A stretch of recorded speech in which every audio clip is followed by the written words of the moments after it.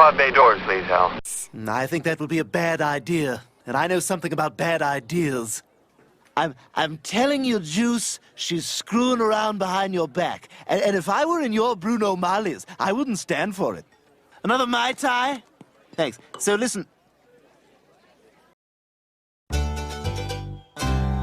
Ladies and gentlemen of this supposed jury, you must now decide whether or not to reverse the decision for my client, Chef.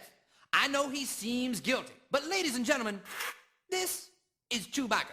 Now think about that for 1 minute. That does not make sense. Why am I talking about Chewbacca when a man's life is on the line? Why? I tell you why. I don't know. It doesn't make sense. If Chewbacca does not make sense, you must acquit. Here, look at the monkey. Look at the silly monkey. The pod bay doors are open. Welcome once again. I'm your host, Jerry Dean Roberts of ArmchairCinema.com and also ArmchairOscars.com. And currently pulling up in a white Ford Bronco is my co-host, the critic, dare I say it, legend from TalkMovieMe.com.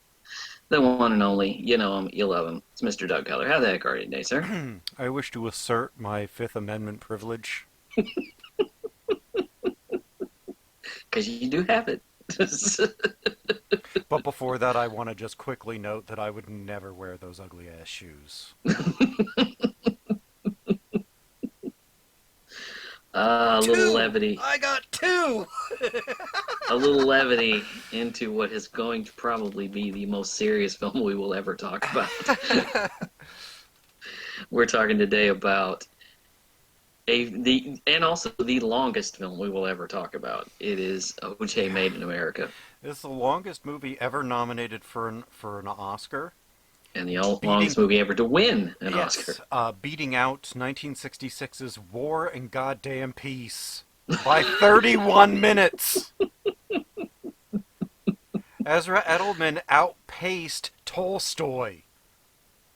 That's impressive. And made a better film. Yeah. Oh, yeah. I got to tell you about this. We saw this 2 years ago.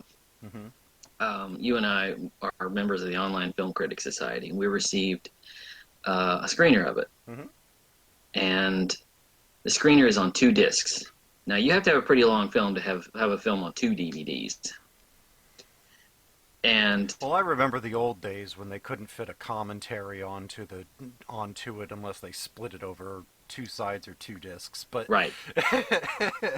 Nowadays, the funny thing is, now we get 100 screeners a year.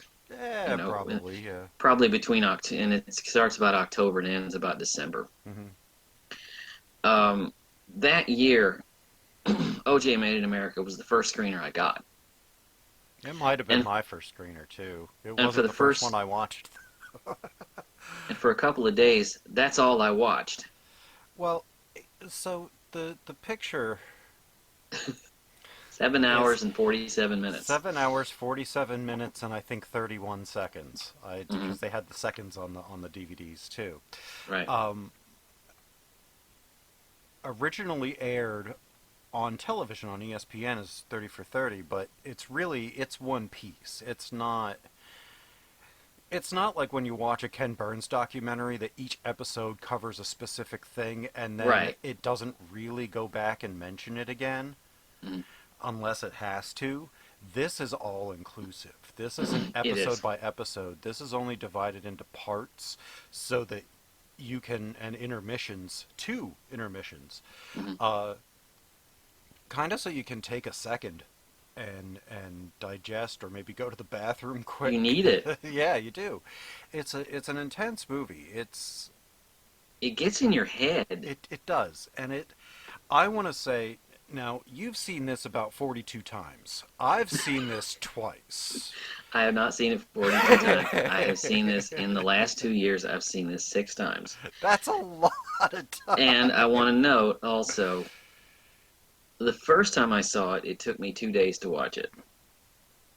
The second time, over the couple of years, were broken up over a couple of days. As I would do things and the thing would be on. The 2 times that I have watched it, I have seen all nearly 8 hours in one day.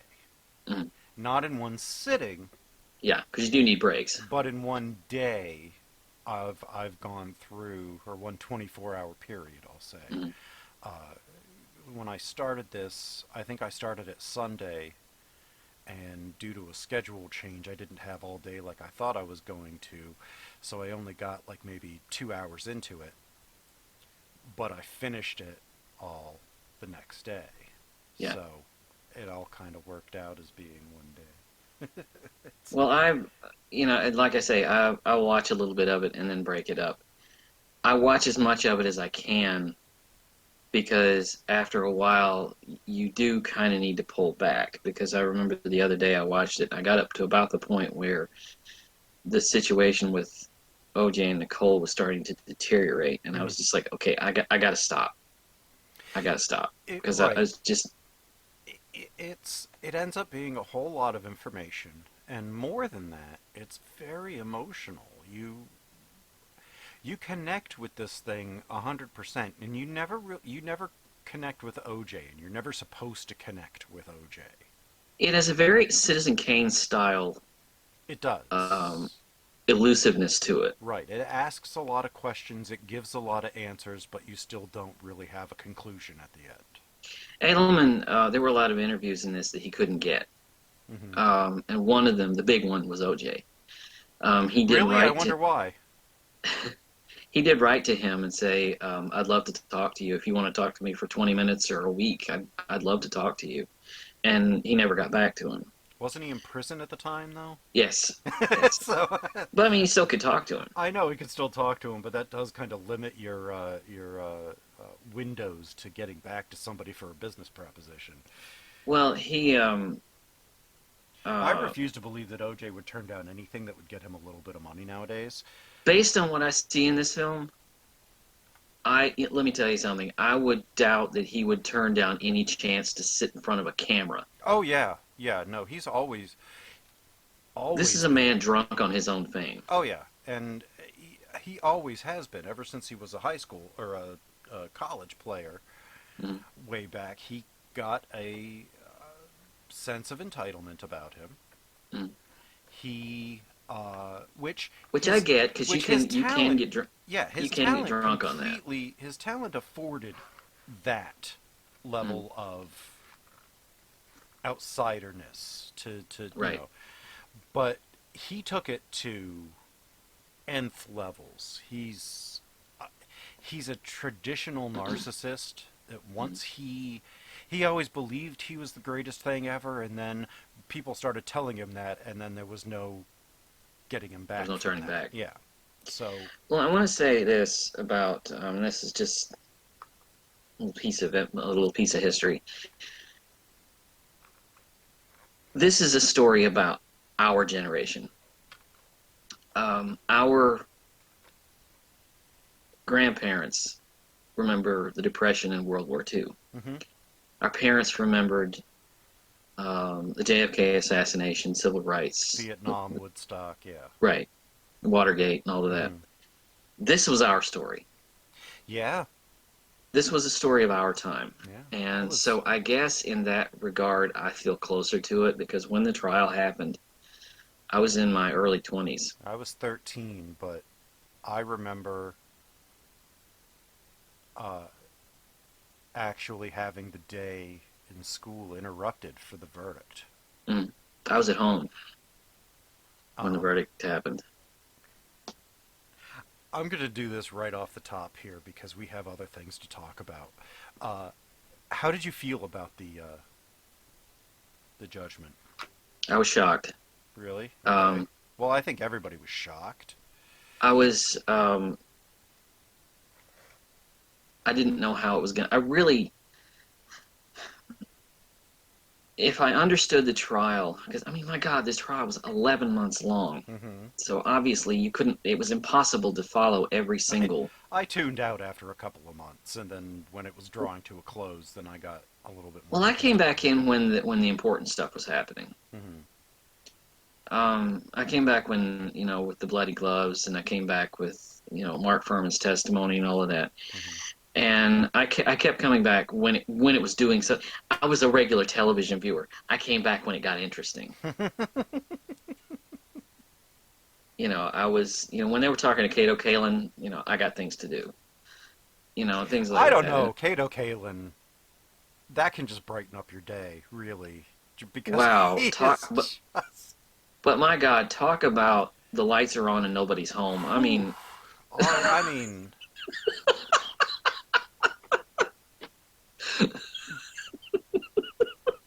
but what I meant to say was, did well, you? logistically, I kept sitting there thinking, okay, if you break this down and you clear all of the murk that they've thrown at this case, he did it, and you Yo, yeah, yeah, couldn't yeah, avoid the fact that he did it. yeah.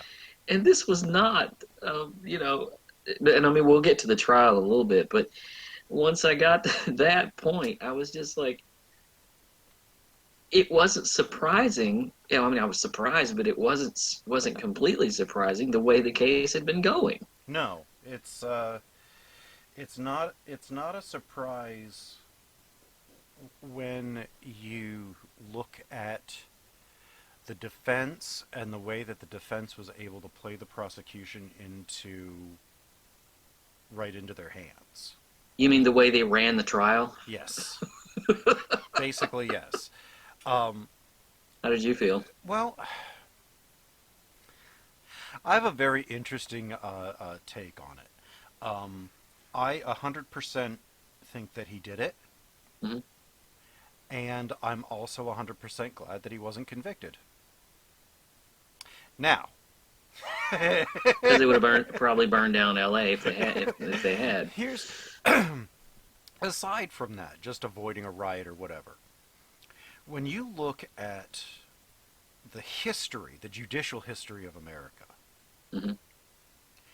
and the fiction that has arisen out of the racism and everything that's gone through here, the just the notion of a white man being anywhere near, or a black man being anywhere near a white woman, Mm-hmm. let alone marrying her, And having children with her. having children with her. But I mean, if you even think 20 years previous to this trial, in 1974, if this had happened, he Mm-hmm. would have been killed Right. in the Bronco. There would Yeah. have never been a trial. 10 years previous, there would not have been a trial. If he were anyone else other than O.J. Simpson, there wouldn't have been a trial. If he were another black man. Now, I said it at the time. If he were a bus driver he'd from have been dead. Brooklyn, if he were a bus driver, he'd have been dead. Mm-hmm. So, There wouldn't have been a trial. you're right. But I look at this as a dark victory in terms of United States judicial history, because it's a win for the downtrodden and the people that think that the system doesn't work for them, because usually it doesn't. Yeah. And the fact that a black man in America was acquitted for killing 2 white people is kind of amazing. But He did it. So But- it's the failure of the judicial system, the you win but you also lose in a dark victory, is that it proved that the rich and the wealthy still have all the power, because if he hadn't had any money, or if he had just been a former football player that hadn't been the level of superstardom that he was, Mhm. no, wouldn't have been anything. Or if there was a trial, he would have been guilty and sentenced to death. So But if it's you a think win about and a this, loss. and I was thinking about, and I thought about this yesterday when they were talking about the end of the trial. I was thinking, this is not a judgment, a verdict based on. This was not a verdict based on the preponderance of the evidence. This No. was an emotional verdict. It was emotional, and that's exactly what Shapiro and Kardashian and Cochran and all of them wanted, Mhm. to appeal to the emotions. And they were trying it And the jury ended up seeing it as... They were reframing it, because by the time you got to the end of it, it really had nothing to do with him at all. No, it was all about the racism of the LAPD, and it was a restructuring. So they took this murder case and made it about everything else other Mhm. than O.J. Simpson murdering these two people. The logistical path, the logistic path that follows him from the moment they have their first date till the moment she's dead it is a logistical pattern of abuse Mm-hmm.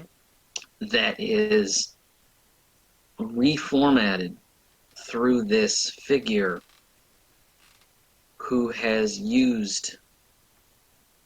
been able to circumvent all of the things that in the normal course of events for this would have gotten him in trouble. Oh yeah. The thing is, and let's kind of start at the beginning, because this A is not very a, good place to start. this is not really a film about him. Well, this is not a film about him only. This is a film No. about a lot of things. It's about race. It's about abuse. It's about police brutality. It's It's about about civil Los rights. Angeles. It's about football. It's about. It's about so many other It things. is. It But is the definition of the macro being commented on by the micro. right. Well, and it's interesting to me that I love the fact that I didn't notice this until I saw it recently, that the movie begins with his parole hearing, his Mm-hmm. first parole hearing, and the woman on the parole board asks him, when was the time of your first arrest?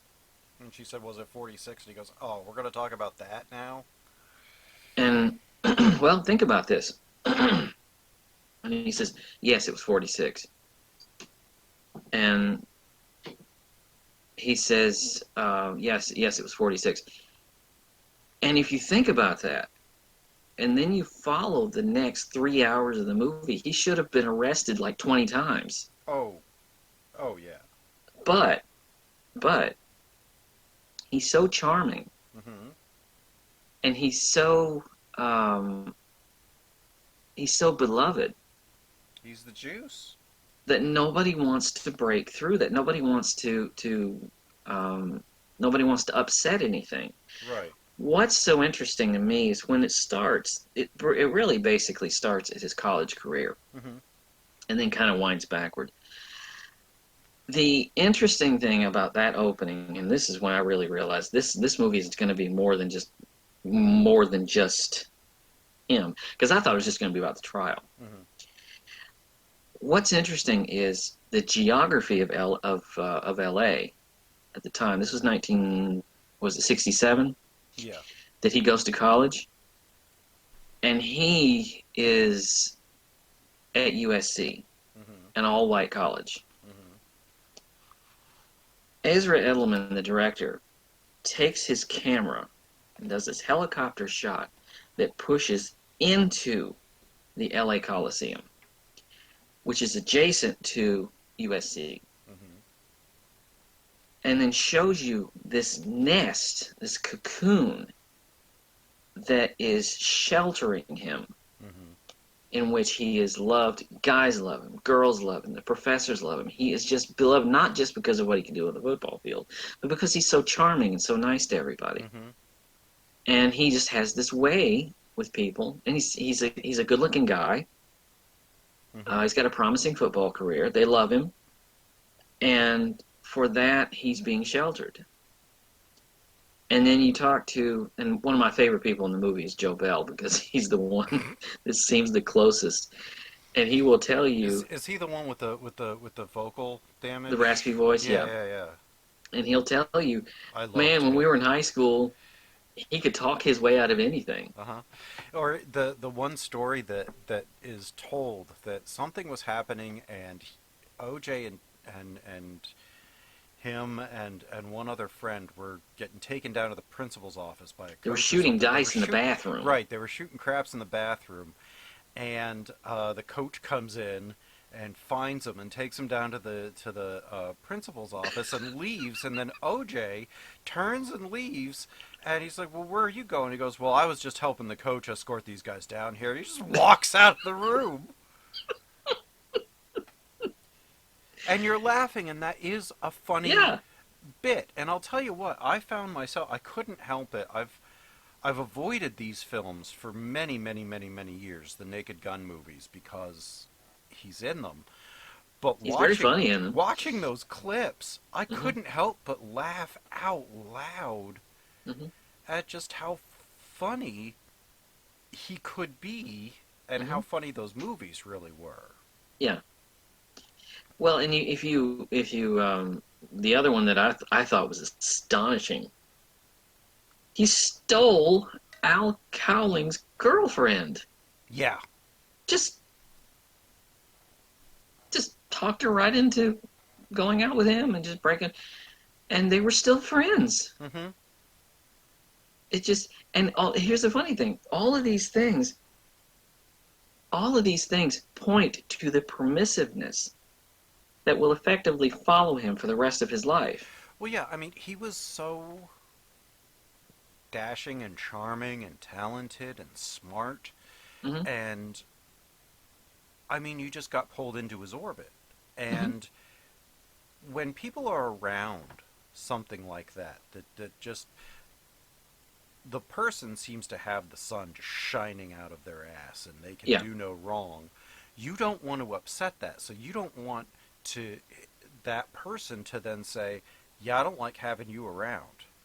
Right. So you're going to say yes and placate and move things around and get him out of things. Take the hit for yourself, just because you don't want that to end. And it's the cult of personality, and he used it very, very well for a lot of years.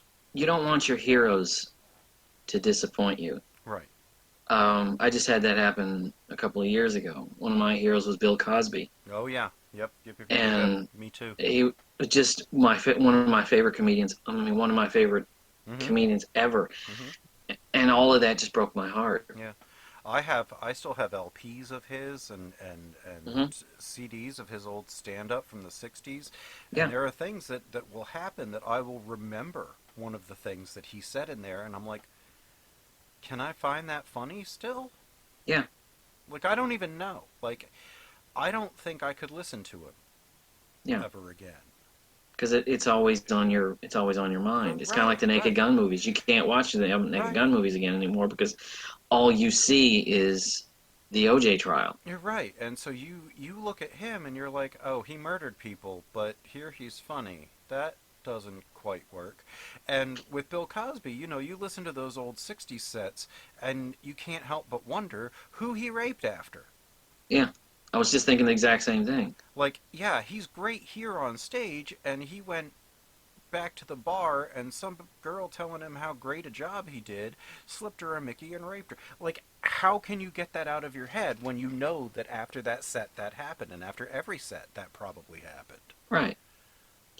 The other thing is that I thought about is, and this is where the film just really grabbed me, because like I say, this is a mesmerizing experience. It really is. When they introduce him at USC, and he goes and he runs 64 yards for a touchdown. Just mind-boggling. And you're looking at the footage and you can see him. Right. Like a blur. Yeah. And then Ezra Edelman reverses that shot and pulls you out of the Coliseum and takes you, because you realize that USC is this island, and then he takes you out into the neighborhoods that are just outside, and you realize what's going on in LA. Yeah. So the geography of this thing is unbelievable, because what's going on in LA are the build-up to the Watts riots.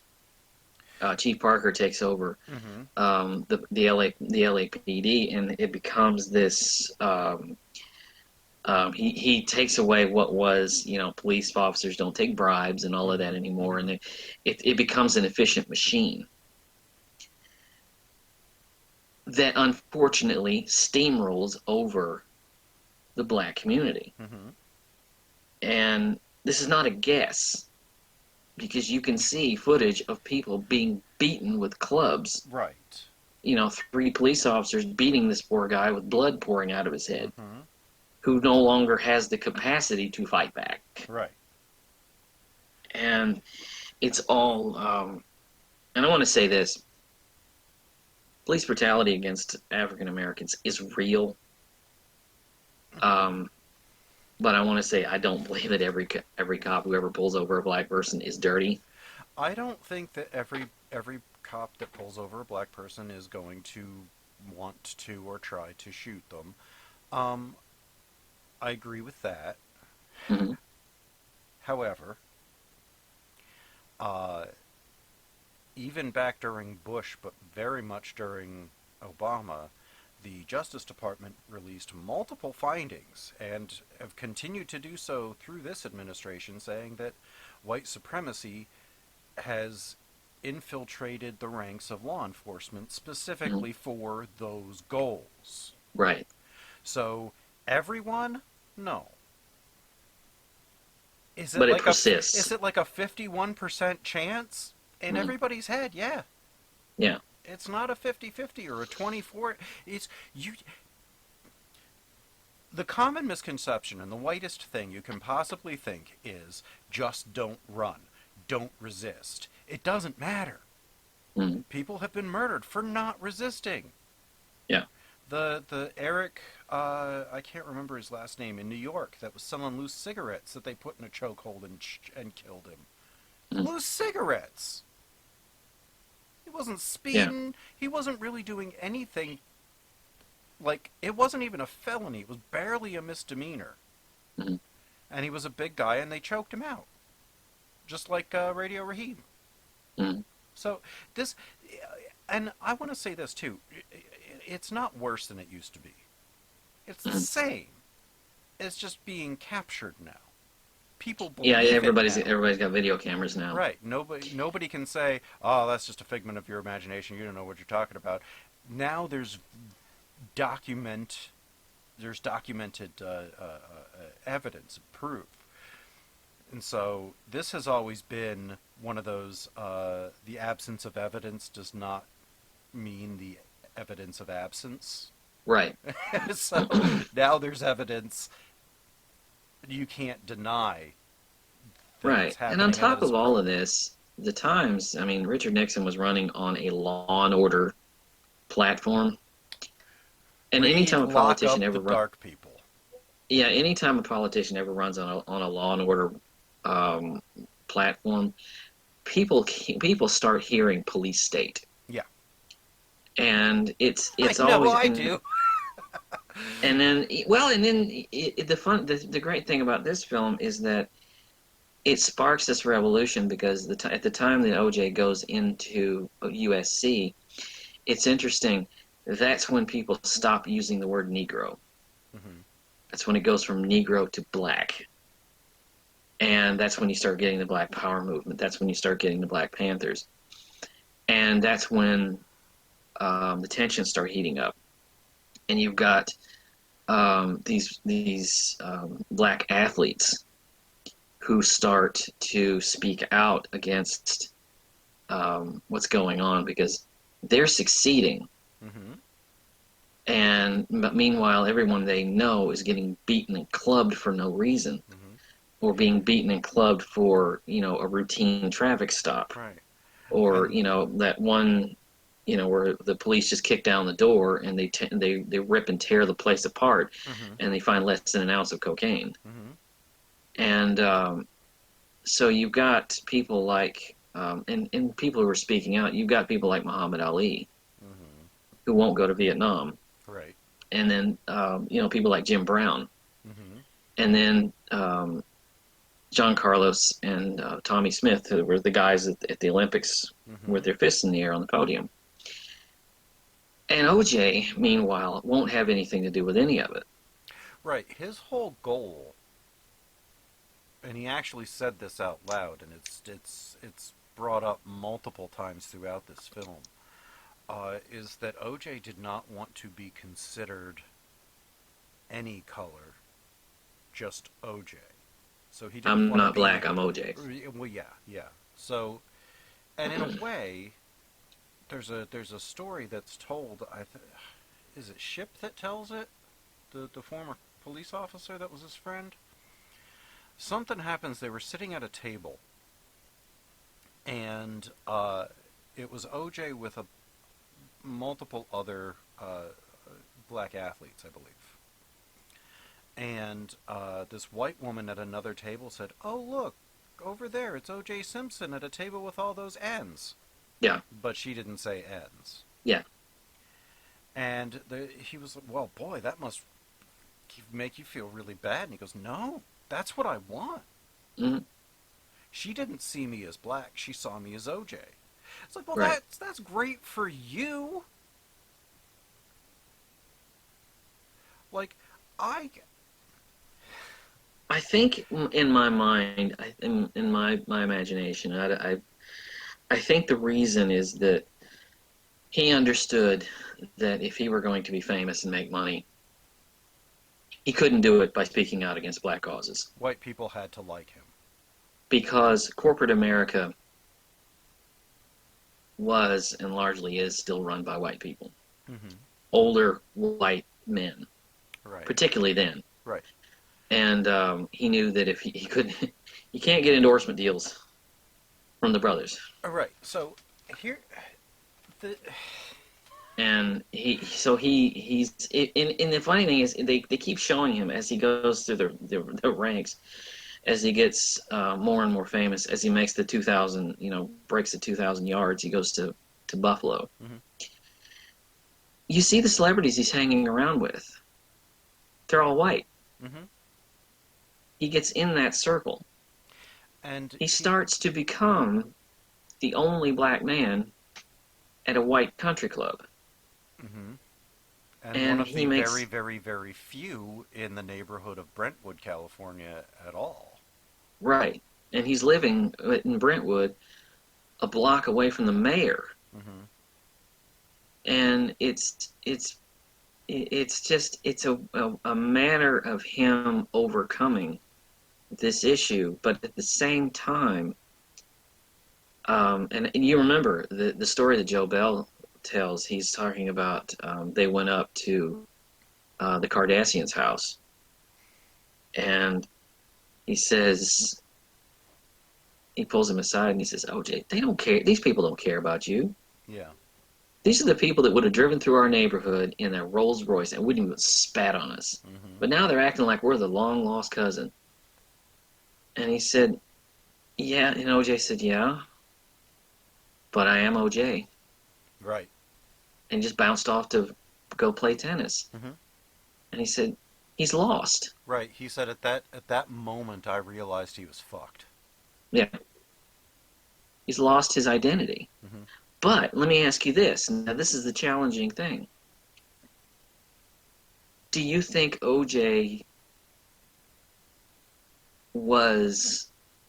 do you think it was his responsibility to embrace that heritage? Because if he were white, it wouldn't be his responsibility to, if he were white and Irish, it wouldn't be his responsibility to embrace his Irish heritage. No. So why are the demands laid on him because he's black? Well, there is a highly complicated answer for that question.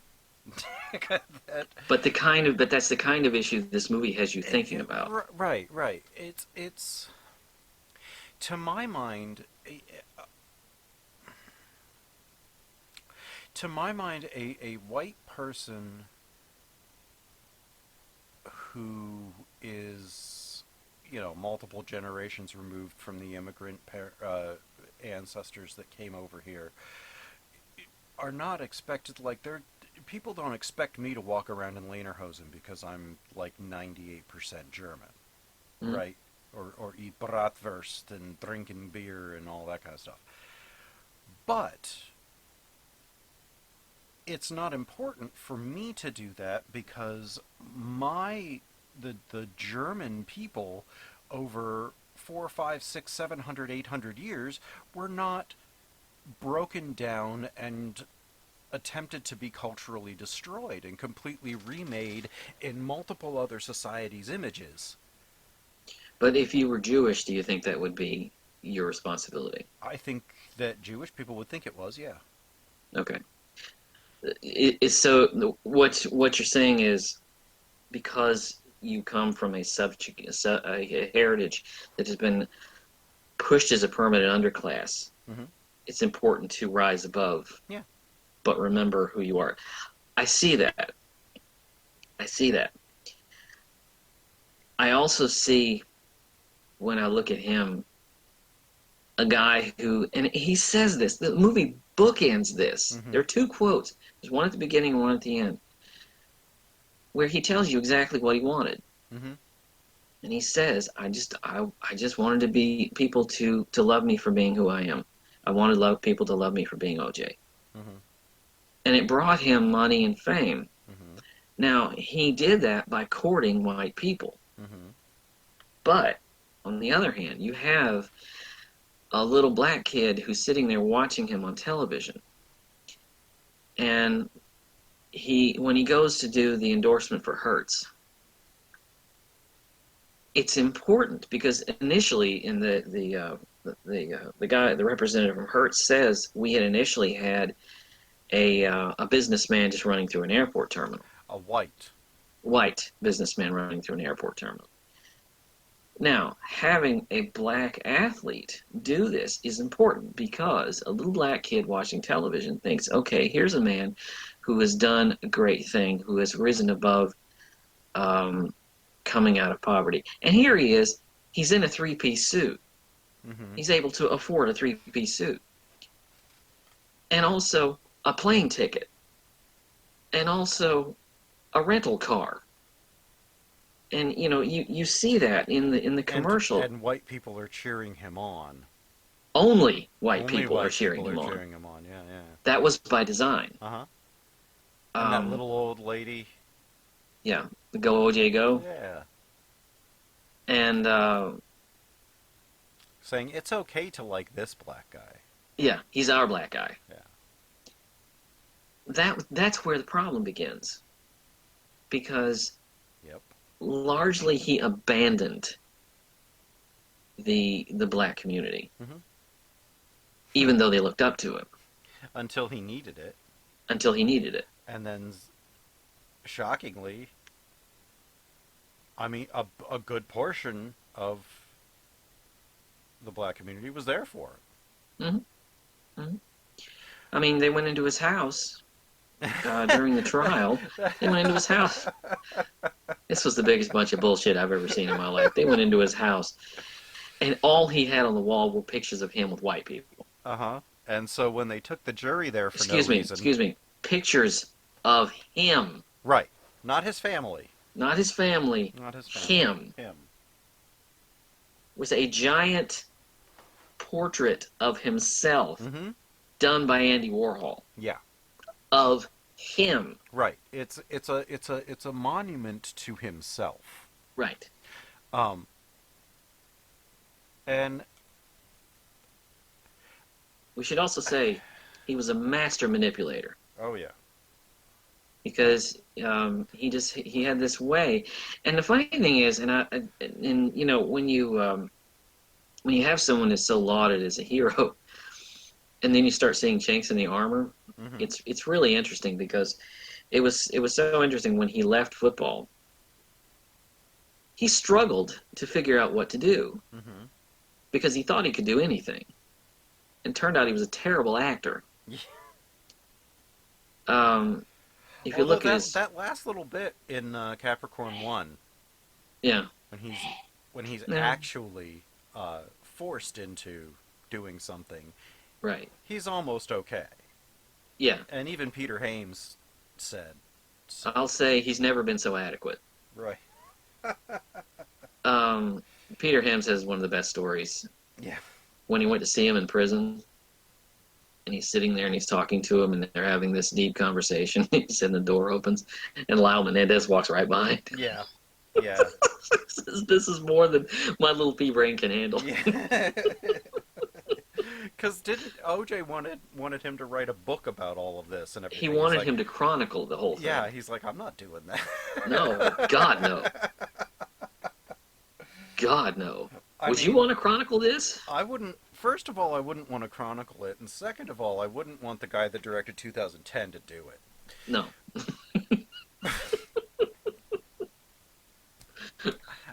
You know, you got to have some kind of standards. He's not a bad director. He's just, he's just kind of there. He's never been so adequate. Right, exactly. Which explains how he got such a perfectly adequate performance out of OJ for Capricorn Right. 1. Well, and the other thing is when you, he's talking about running a movie studio. I mean, just thinks he was very good at business ventures as long as somebody else was running it. Yeah. Because he got into Burt's and he got into honey baked hams and all that stuff. Mm-hmm. And the funny thing is the success rises as all of this thing rises is about the moment that he meets Nicole. He's And their divorcing first from his date, first wife. he was, oh my God. He was still married to her. Mm-hmm. And they were dating. Mm-hmm. And she's 18 years old. In public. And they go out. And she comes home and her clothes are ripped. And she says, well, he got a little rough. How creepy is that? Right. And then, you could, I have a problem. I have a problem with some of the things that were said about the beatings. Most notably, the woman who was an OJ juror, Mm-hmm. who said, "I can't respect any woman who takes a beating and doesn't have to. Like, she could have gotten out of there." It's like everybody has their own situation, and it's not usually all that easy to just pick up and leave. You're talking about Carrie Bess. Yeah. She was a juror. She was really interesting because Yes. she was the oldest member of the jury. She had been in an abusive marriage. Mm-hmm. When the movie opens, at the beginning of the movie, they tell you one of the pieces of information is that a lot of people from the Deep South migrated in the 40s to California. Mm-hmm. Like the Grapes of Wrath, they migrated to California Right. to get away from. They went to California and they went up to Chicago. Yeah. A lot. And the population in Los Angeles went up by 600%. Mm-hmm. And she was kind of part of that. She was a sharecropper for a while. Mm-hmm. And she was in an abusive marriage. So I can't say that it's an offhanded remark. I didn't say it was an offhanded remark. I said I disagree with her perspective. Oh, I do too. I wouldn't say that. Because- I wouldn't call it an offhanded because Right. she's been there. Right, she's been there and she got herself out, and Nicole got herself out. But what she probably didn't know is what this film tries to tell you is that when she married him, one of the reasons she couldn't leave, and they say, well, one of the reasons she couldn't leave is because of the kids, mm-hmm. and the other was because his income, yeah, was tied into her family. mm-hmm. So it wasn't like she could just get up and Right, she couldn't just make a clean break, go to a battered women's shelter, and then start over. There was a lot of legal stuff that had to be done. right. They had to really work. Her sister had to really work to be able to get her out of the house, mm-hmm. because they were it's like, okay, we'll sign a year lease. She'll be a couple of blocks away. But let's also remember this. This was a situation in which he not only knew the financial situation that she was in, he also um, demanded of her where she went, what she did, who she spoke to, how she dressed. You know, he demanded every detail of her life. Right, because he was an abuser. And locked her down because he was jealous. And because he needed a permissiveness to be able to run around and date other women, which he did. Mm-hmm. And he he was dating Tawny Katane at the time. Mm-hmm. And he had all kinds of girlfriends and and almost went out of his way to rub it in her face. Yeah. And it was just a volatile situation. But when she went out and got a boyfriend after they separated, Mm-hmm. OJ nearly killed him. Mm-hmm. I mean, this is the textbook pattern of abuse. Absolutely. And it's one of those things where you'll do wrong 99.9999% of the time, but when the other person seems to be doing wrong, you'll turn it around and make it seem like it's her fault. And it's just he found a way, as all abusers do, to blame the victim for their own behavior. Right. For his behavior. Largely, it should be,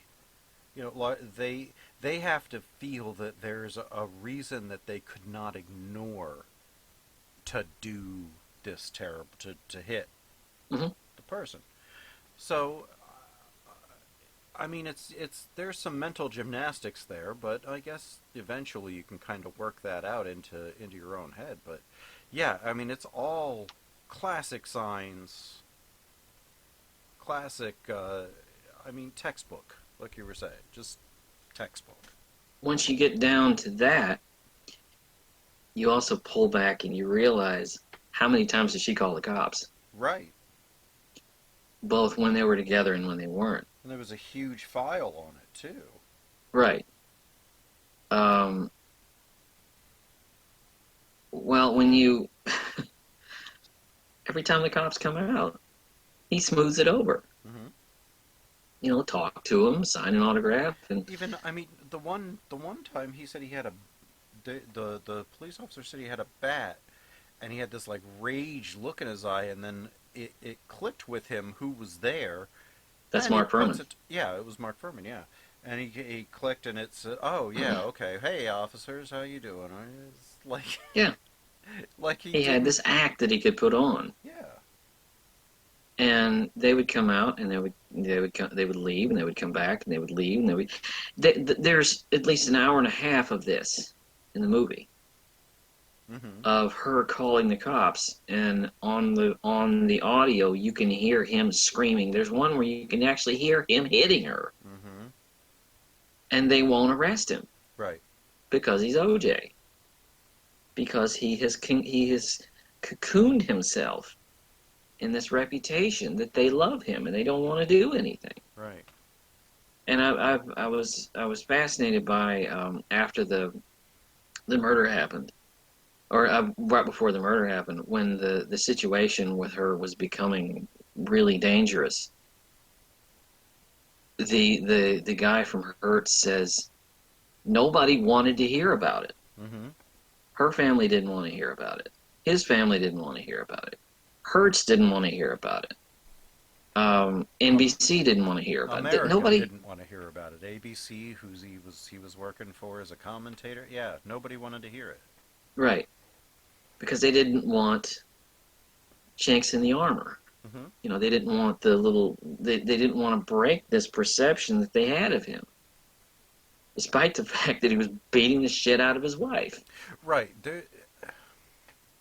Celebrity has never the people who are celebrities who can take the hits, even, you know, the good, the bad, and whatever, they're the ones that you want to look up to. The ones that Right. are always catered to, they're the ones that are going to snap. Mhm. OJ, Yeah. Britney Spears, Michael Jackson. Hmm. I mean, a litany of, you know, Lindsay Lohan. You know, a litany. Sometimes it happens that it destroys their career, and Yeah, sometimes it doesn't. right. Lindsay Lohan is a prime example. Mm-hmm. Kevin Spacey is a prime example. Mm-hmm. You know, when something comes down and finally the skin comes off and you realize who they really are and what they've Mm-hmm. been doing. Bill Cosby, Bill again, Cosby, yep.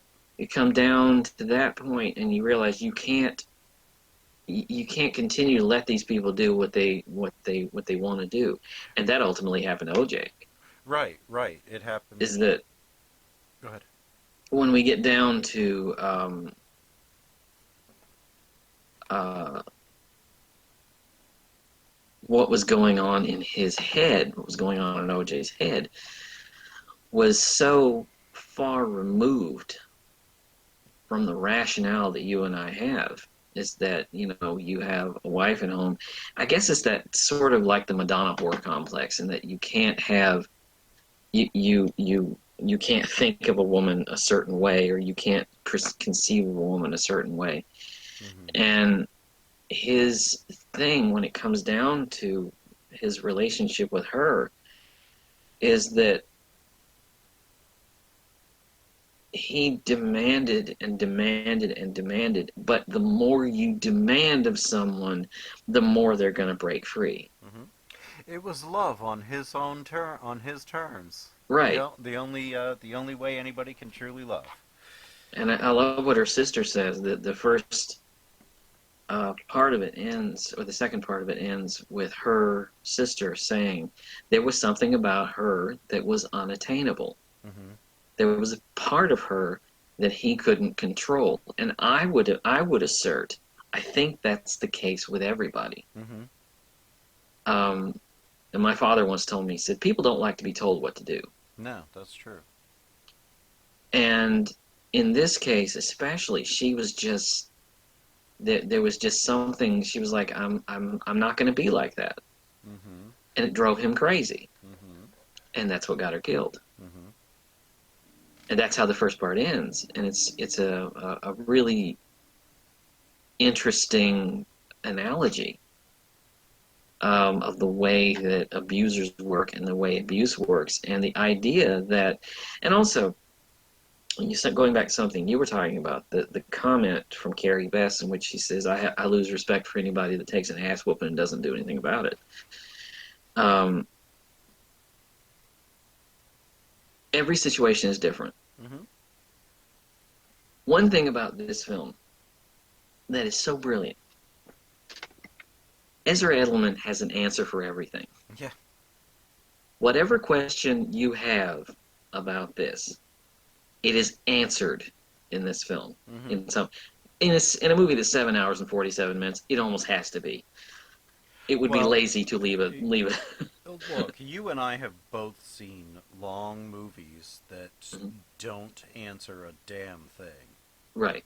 That just leave you sitting there wanting to just rip your eyes out, plug your ears, and just be done with it. Yeah. Heaven's Gate. Yeah. The I like what you said about that movie. It's not the longest film I've ever seen, but it it's is the longest film I've ever seen. But here, it's interesting because if you wait long enough, if you are really listening, everything is answered. Yeah. There's a reason she stayed.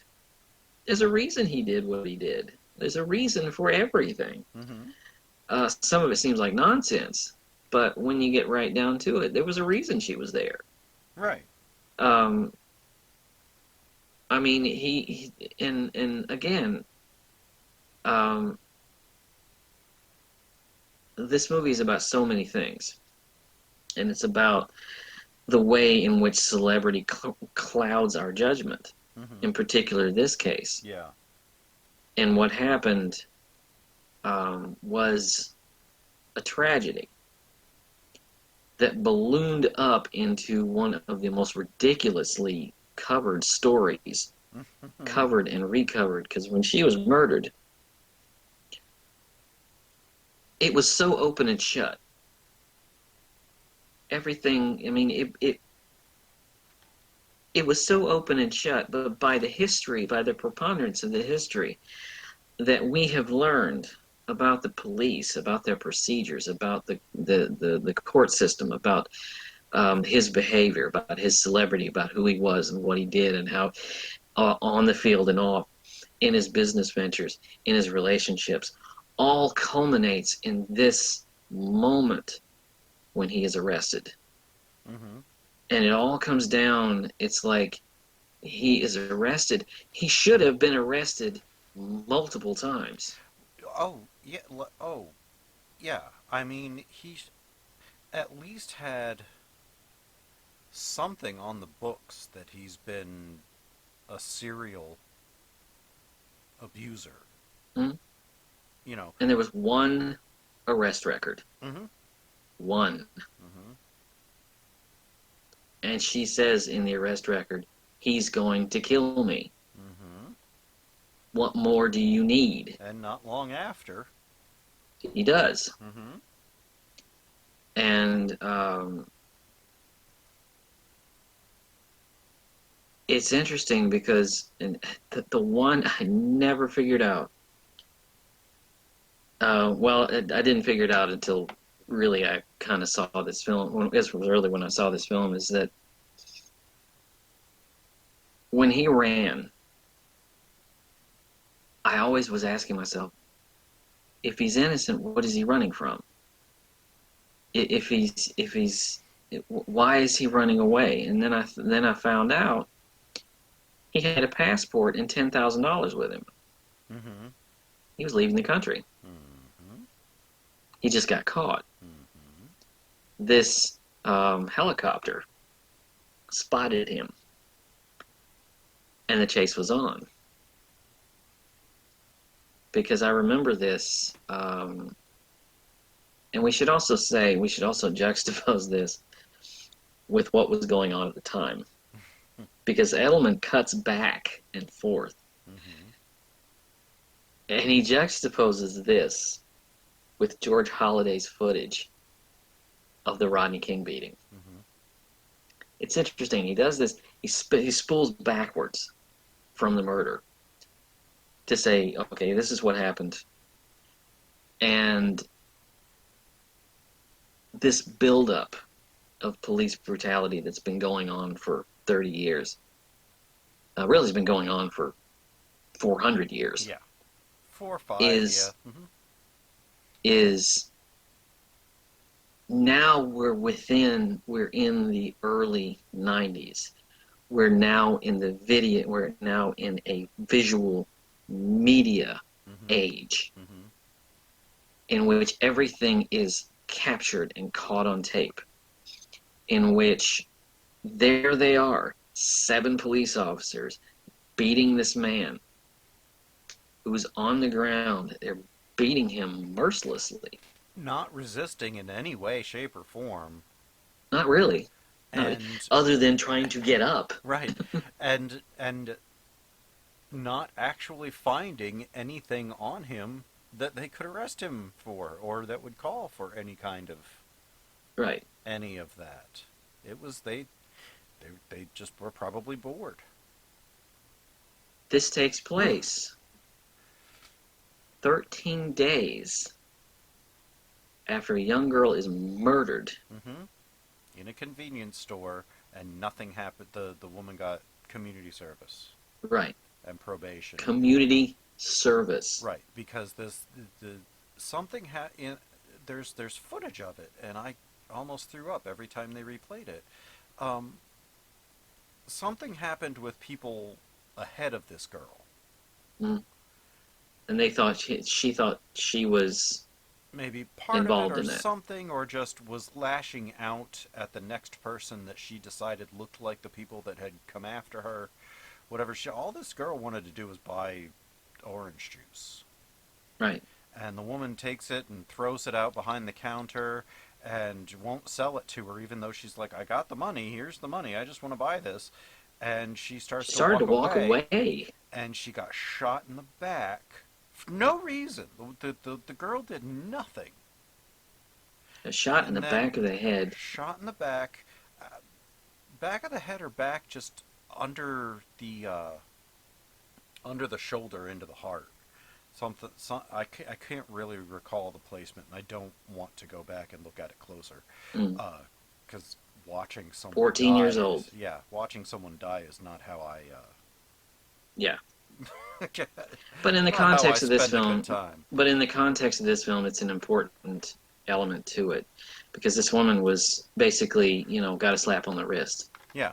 And the thing that they note, and this is important to note, that the woman that shot this 14-year-old black girl was not white. Yeah. She was Korean. Mm-hmm. Which is an open demonstration as to the contempt that the judicial system has for not just people of color, but black people specifically. Mm-hmm. That the courts would say, well, yes, you're an immigrant, yes, you're still not quite versed in our ways, and yes, you shot an unarmed minor, unprovocated, but because she was black, for no reason, but because she was black, we'll just go ahead and give you probation and community service because we don't care. That's what it said. That is what that judgment said. Yeah. I don't know. That was just... And then 2 weeks later, this happened, and those guys, four of them are let off the hook for this. No, two of them are let off the hook, and two of them are sentenced to bullshit non-sentences.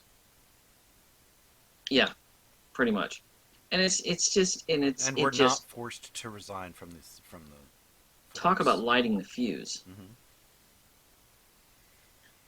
And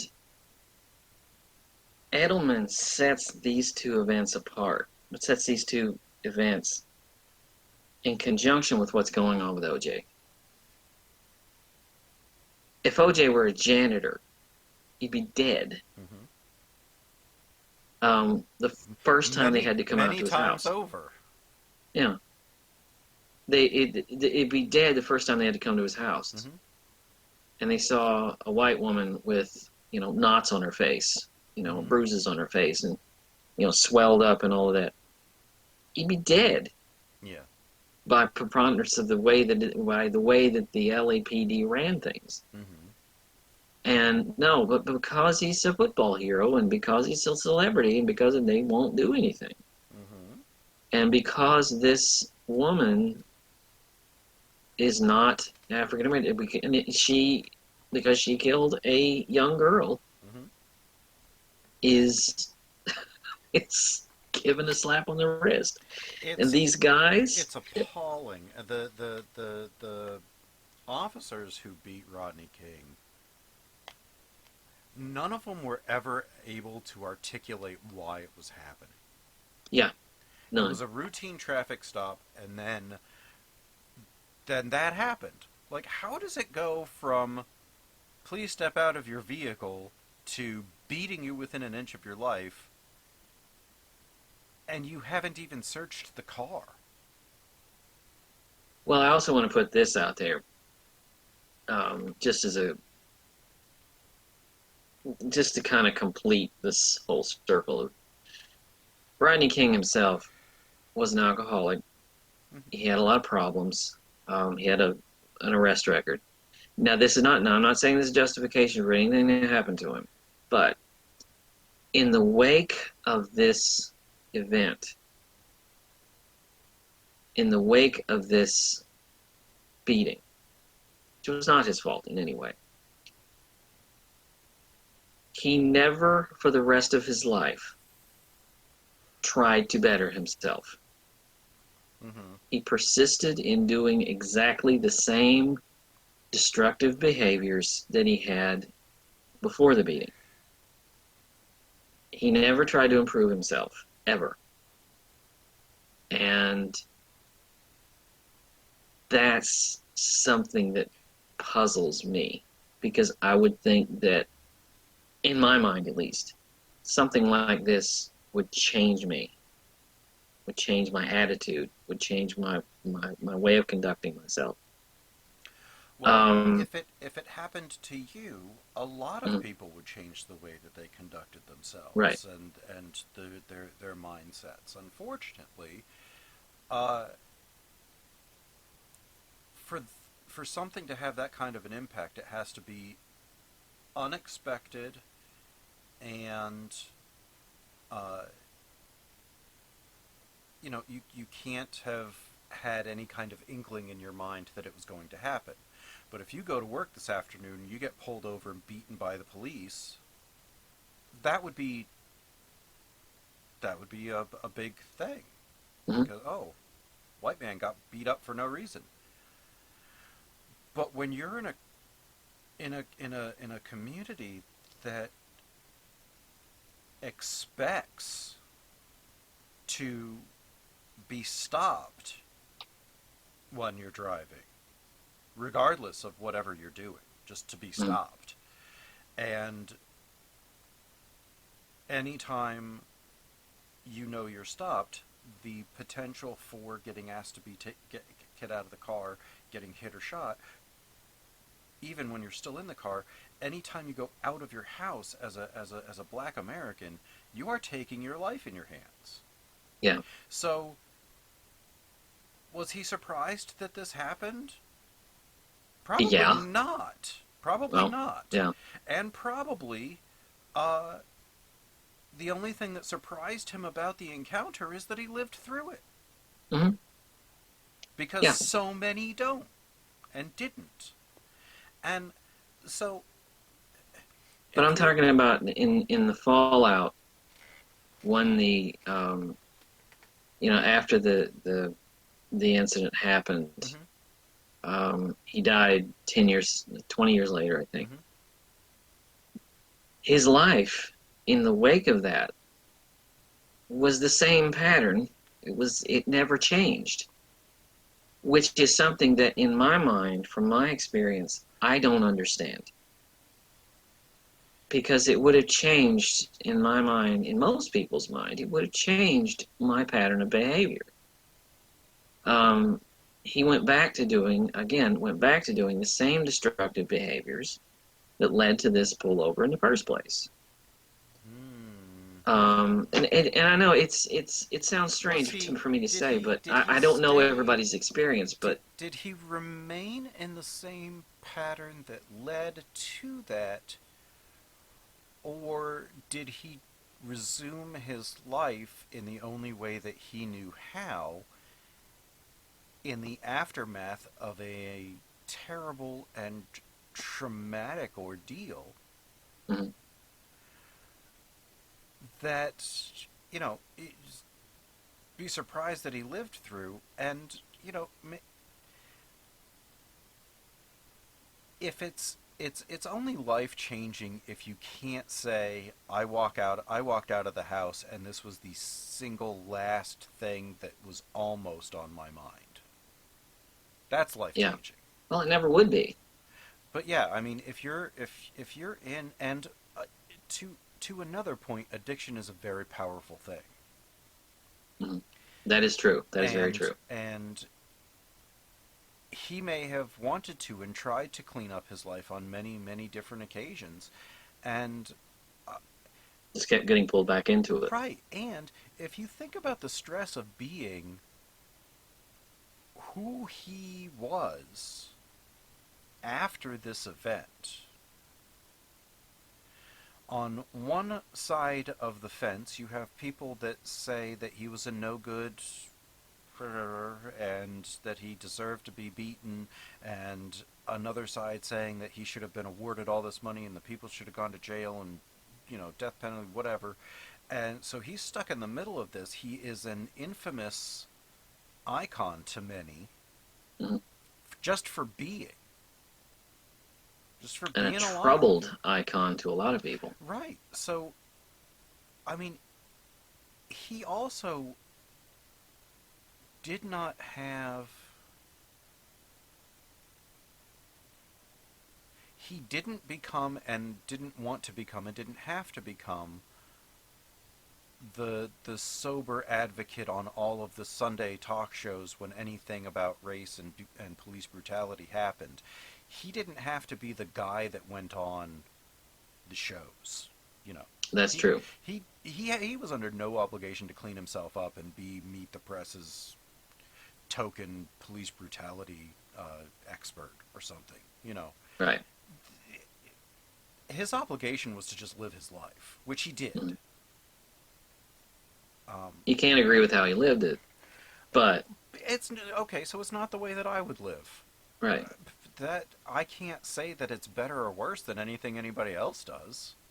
In my mind, I can't conceive of coming out of a massive tragedy like that. This is just my little pea brain talking, and I can't conceive of coming out of that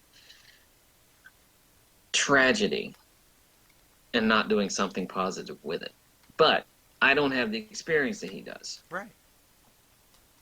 I get what you're saying. I just it's just something. It's a piece of it's a thought process I don't really get. I mean, and it's kind of like an agree to disagree kind of thing. Like I see it from my standpoint, and Mm-hmm. you definitely have yours, and we're both entitled to those because we neither one of us have lived the other's life. Right. So, Well, we got to move on to the trial because I'm going to tell you something. Boy. Let me tell you something. For 2 years, this is all you heard about. Oh yeah. I was in my early 20s when this happened. There was no other story. No. Every other story came second Right. to this trial. Including the presidential election. Yeah.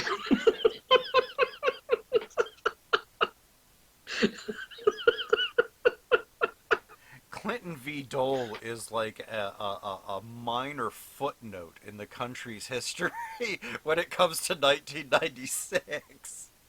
And based on what we've seen, probably the most polite political presidential election that I've ever seen in my life. I mean, there were really not that many issues to really worry about, as many issues to worry about, or as many volatile issues to worry about. But it's funny. It's every other story, every other issue, every other thing that went on in the world fell second. Mm-hmm.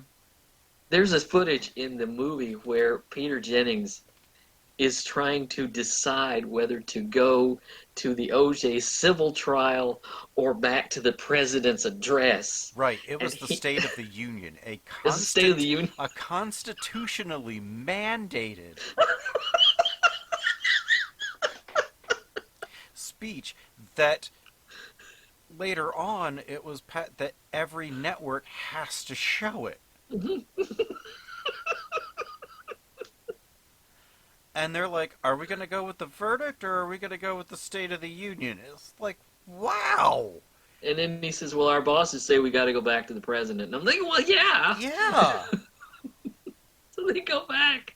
And there's a bar underneath Right. it. Yeah, then nobody watching is paying any attention to Billy anyway, so... Slick Willie could have said anything at that point, and nobody except the people in the chamber would have cared.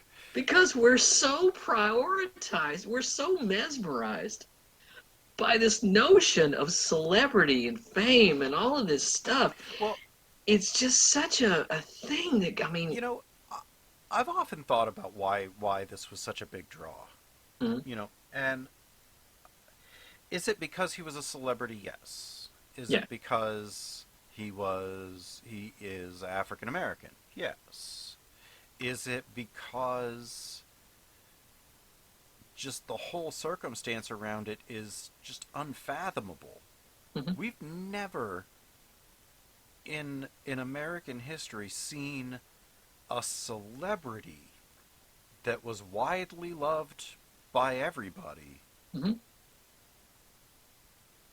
literally almost take his ex-wife's head off. Yeah. Like, we've seen celebrities busted for pot and heroin and, you know, drug stuff, or maybe soliciting, or you know, caught in, you know, public fornication or destroying a hotel room or something. I But love what they used to not call it. murdering. I love what they used to call it back in the old days. They used to call it caught in a love nest. No, yes, I yes. love that. Like somebody like Fatty Arbuckle. That was probably as close, and he, let's be honest, had nothing to do with any of that. Right. It was just dredged up by the media. Right, because it happened to be a room that he was renting, but she died quite. There was no. Anyway, that's a whole different. But it was so. It is tied sort of into this. It Yeah. is tied sort of similarly because you have somebody who's famous, someone is dead, and it just blows up into a media circus, into something that probably shouldn't have blown up into a media circus. Right. I would compare this, and it has been compared, to Lizzie Borden. Mm-hmm. Because, I mean, when this happened, it was about the 100th anniversary of that. Mm-hmm. You've got somebody who's well known in the community. It's a double homicide. It happens at home. Both parties are acquitted after a massive trial. And there were bladed weapons involved. Right, right. And so it's just fascinating. And I remember this whole thing.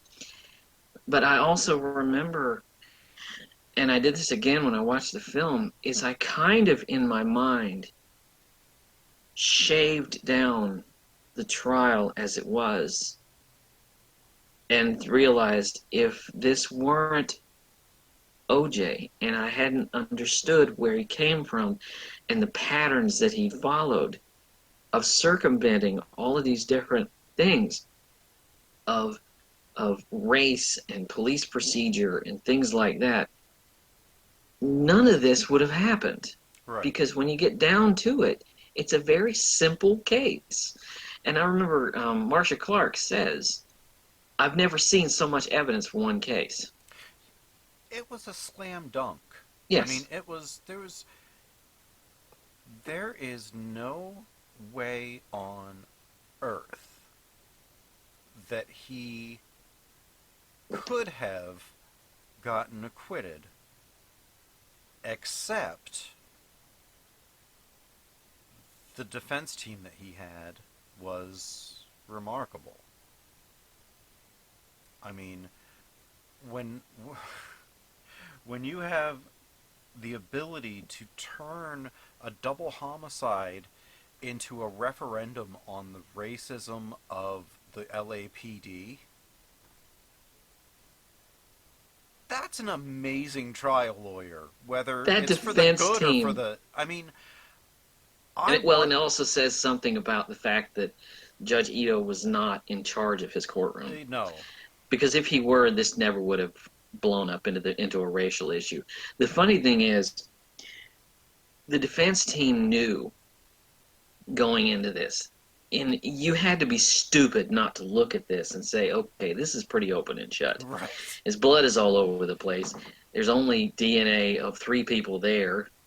And the 2 victims' blood is also at the residence. Right. At the suspect's residence. Like, it's all over his bedroom. It's all over his car. Every single thing pointed to him. This is the epitome of a clumsy, just, there was no thought to this at all. No. before, during, or after. Well, and the thing is, they knew that. Yeah. But what they did was they were so smart. You could say smart or you could say sinister. In that they took this whole thing and they reframed it and turned it into this racial issue. They did everything they could to pull this thing away from. So by the time you get to the end, it's not even really about OJ at all. Not even remotely. It is the city of Los Angeles versus the LAPD. Mm-hmm. That's basically what this case is by the time it's over. Yeah. And you got a prosecution team that is drowning. But well, yeah, they from don't, day one. They don't know how to counter. They're thrown, and I would be too. Seriously, if I stood there and I said, "Okay, I have evidence out the wazoo that will prove this case in my favor," You got everything but a videotape. without even blink, exactly, and then, I mean, you don't go into a whole lot of, well, I'm going to background check my witnesses and stuff, because the evidence is going to speak for itself. It wouldn't matter. But as soon as they introduced the concept of planted evidence, and Which didn't happen. Which, no, probably not. Didn't need to. They didn't need to plant anything. And I mean, did he plant OJ's blood on everything? well, right. There's so much there that it would have been unless the entire LAPD forensics CSI labs were in on just bloodying the scene with whatever they could find, and it would have to be an entire departmental thing to do. And why would they dredge up a conspiracy? Why in the world would they all want to dredge up a conspiracy on a man they refused to arrest? Right. Multiple times. So they went to his house. Mm-hmm. They found that he had beaten the shit out of his wife. She had bruises on her face. He had bruises on his knuckles. And she had pictures of multiple times. Now you're going to try to... Right. So, I the trouble is that Mark Furman is who he is. Mm-hmm. And he lied on the stand. He perjured himself when asked if he had ever used specific racial epithets. Mm-hmm. He said no, and then they found, 10 hours of an interview he did with a screenwriter where 30% of it was the N-word, and not joking in a joking manner, but in a, this is how I casually refer to black people. Yeah. And I'm actually glad that he participated in the documentary. Yeah, I am too. Because he's, it is what it is. It's there. Did I plant any of the evidence? No. Did I ever say any of this stuff? Did I ever go through a dark period where there was some really bad stuff on my mind that was probably racist? Yeah. Did I still think like that by then? Had I gotten through it? I'd gotten past it. Yeah. I mean, is racism curable? Yes. It's unlikely, but it is possible if you actually really realize that it's a problem and you want to work toward getting yourself away from it. It's not impossible. But it's a personal thing. Yeah. You cannot be forced to give up an ideology. Yeah. But it's not impossible. There are former members of the Klan who have given up their and all hate groups. There are former members who have just left it because it was like I couldn't deal with it. Right. And that's, but it's not impossible. I'm not saying that he would have. I'm not saying he ever did, and I'm not saying that he didn't. But what really aggravated me and it has aggravated me every time I've seen this film. There's a moment when they go over the moment when Johnny Cochran, by the way, I love how they take all of the players in this and they set aside their little biographical information so you understand how they got there. Mm-hmm. Johnny Cochran was this activist. Mm-hmm. He fought for He was the a downtrodden. civil rights lawyer. Right. Yeah. Black people who were being beaten and Mm-hmm. subjected to just terrible things. He fought for them. That's the reason he was there. A lot of pro bono stuff. Right. Yeah. And but when he got up and he started talking, when Chris Darden gets up and he says, "I don't want to put the N-word in front of this jury because I believe they'll be blinded." Because the first time when they keep hearing that word, and they'll keep hearing that word, and it has an effect, Mm-hmm. and it blinds people. And when you put that word in front of them, that's all they're going to hear. And then Johnny Cochran says, "How dare you? How Right. dare you think that a black jury would hear that word and not be able to?" How dumb do you think they are? And yeah. I believe Chris Darden. I'm sorry, you put that word in front of people, that's what they're going to hear.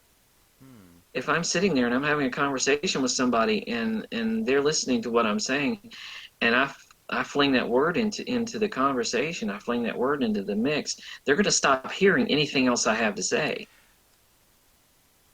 I mean, I understand exactly what he was talking about. I can.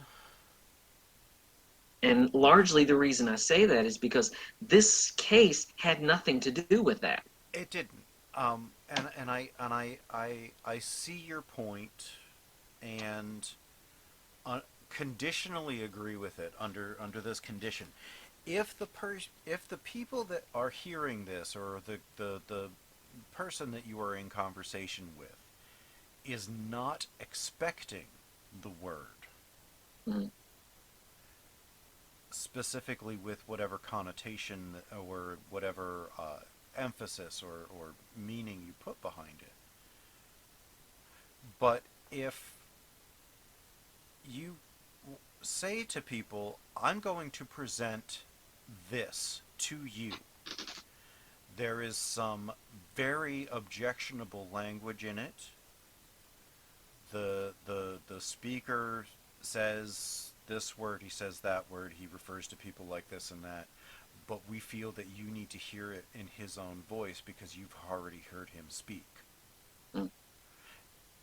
Then, if people are like, "Okay, we're going to hear some stuff," then they take it as a reflection on that person, rightfully. But you know human nature. I and you do. know that word stops people cold. Yes, if you don't know it's coming. And I'll frame this in a different way.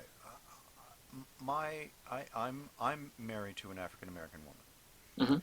Mm-hmm. She listens to a podcast called The Read, which is two LGBTQIA black people that talk about issues in the community and some star gossip and things like that. It's a hilarious show, but it also brings up a lot of great points. And they use the N-word a lot in reference to other black people. They put the A on the end of it, and they can do that because they're, reclamation of the word. But if you don't know that they casually use that word, it's going to knock you back. Even though they're not using it in a racist or racially charged way, it's not white people saying it, you're going to be surprised. I agree, if you don't know that it's coming. But if my wife had said, "Look, they say some stuff," I'd have been like, "Okay." And then I'd have known it was coming and would have been able to judge it on what it was and not my gut reaction to the word. especially if they come out and say this word, and they say the words to get the guttural response out of people, for them to prepare to look at something analytically, and as a jury, that's what you have to force yourself to do. Right. I can't say that I agree with Darden. I have to agree with Darden. It just depends on how it's presented. I only have to agree with Darden in regards to this. I get what he's saying. I completely understand what he's saying. Largely because not only do I agree with him, but I believe it had nothing to do with this case. See, if you start presenting that, because this wasn't a case about race. That would have been admissible in a case of, People v. Furman. Right. We are bringing you under criminal charges or civil charges of being a racist police officer who plants evidence and unjustifiably targets members of the African American community. Because which in effect is what they did. That's what happened to the trial. The trial stopped being about OJ and started being about how specifically this one police officer, but also, the unnamed many that must also be out there. If this one guy can do this with impunity, and they reshifted the focus, and in so doing, got their client acquitted of a double murder because they said, "Hey, look at that," and everybody did. Yeah. So because it was an open and shut case. Yeah. But they started dragging in all of this other crap that had nothing to do. That really didn't have anything to do with it. Right. And if it had been if it hadn't been all of them together, or if it had only been one of them or none of them, if he had a different legal team entirely, this trial would have taken a month. Yeah. And the whole racism issue, I believe, is the reason why it went on for 11 months. Right.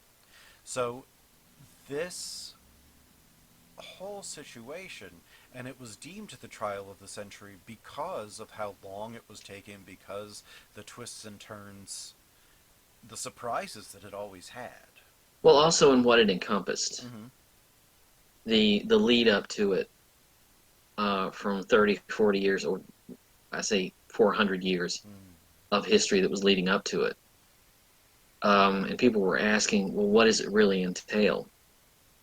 It entails race, police brutality, celebrity, all domestic violence. What is, and it was so divisive. And it pushed so much, and it was such a circus.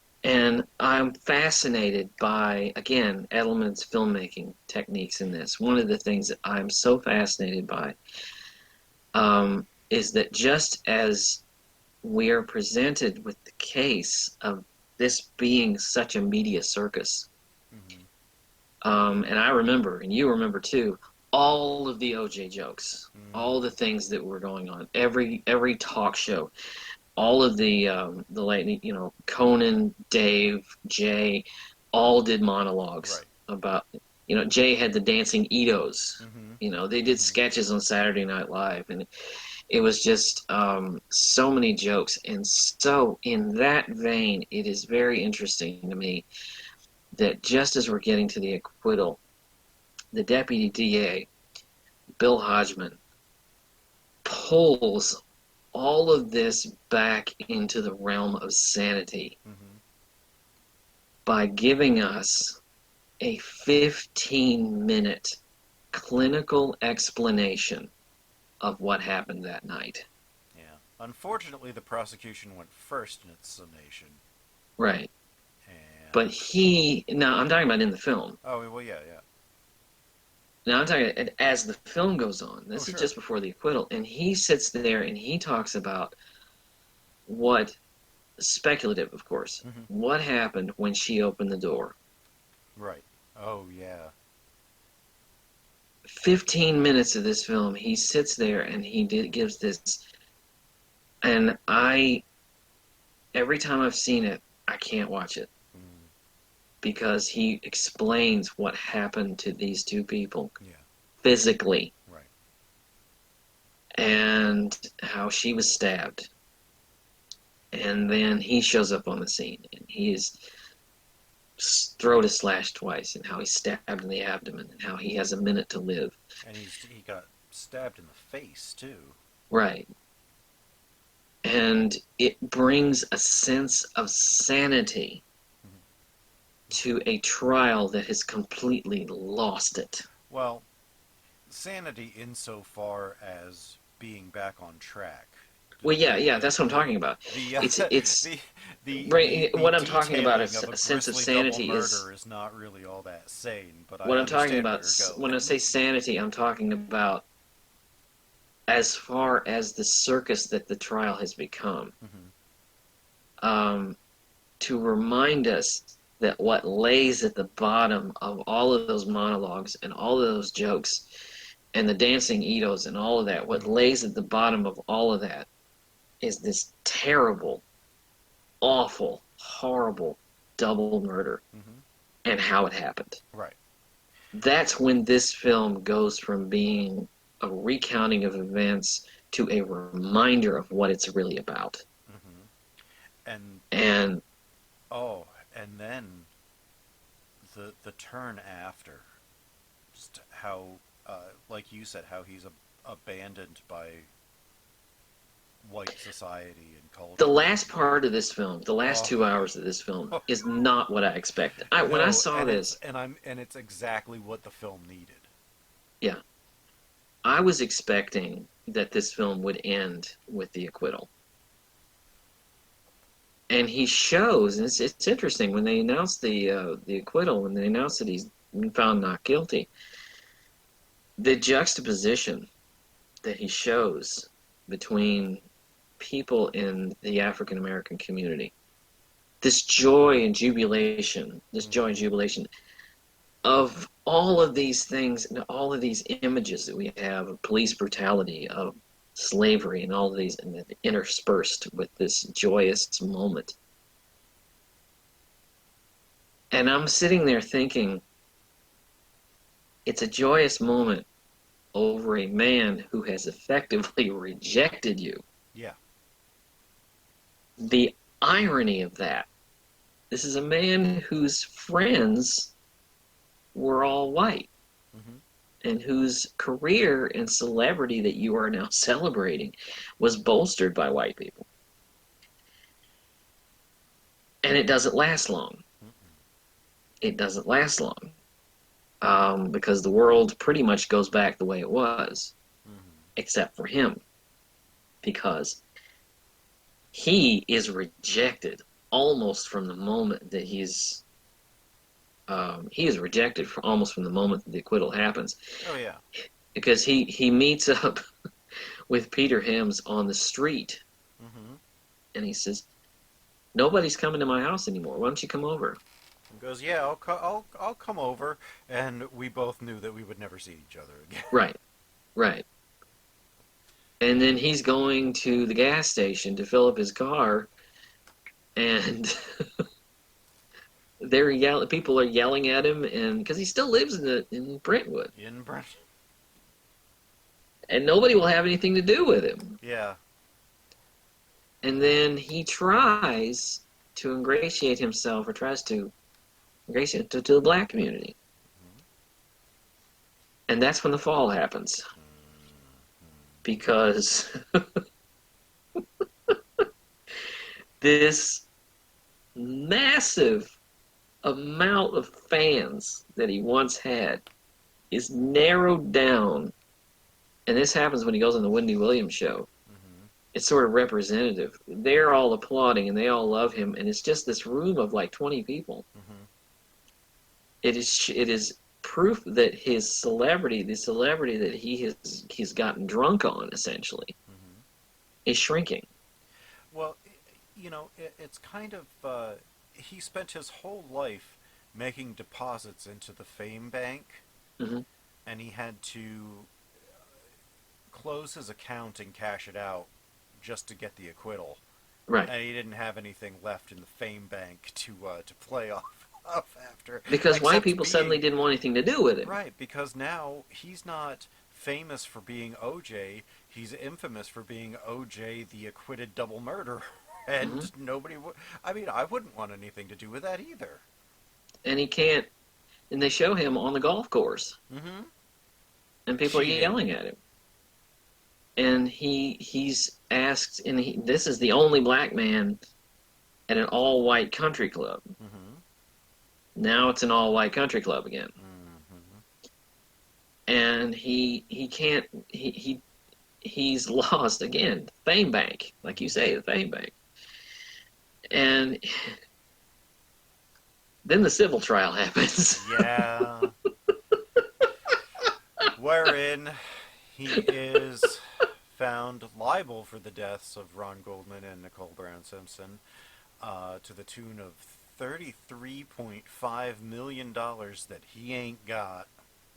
And Carl Douglas, one of the members of the defense team on the murder trial, says this was, it's falling apart. And it's not. Well, I'm sorry, it wasn't Carl Douglas. It was Marcia Clark. Says that basically it was the same trial as the murder trial. Effectively without all the bullshit. Yeah. And it's narrowing it down to its essence. All you need is 51%.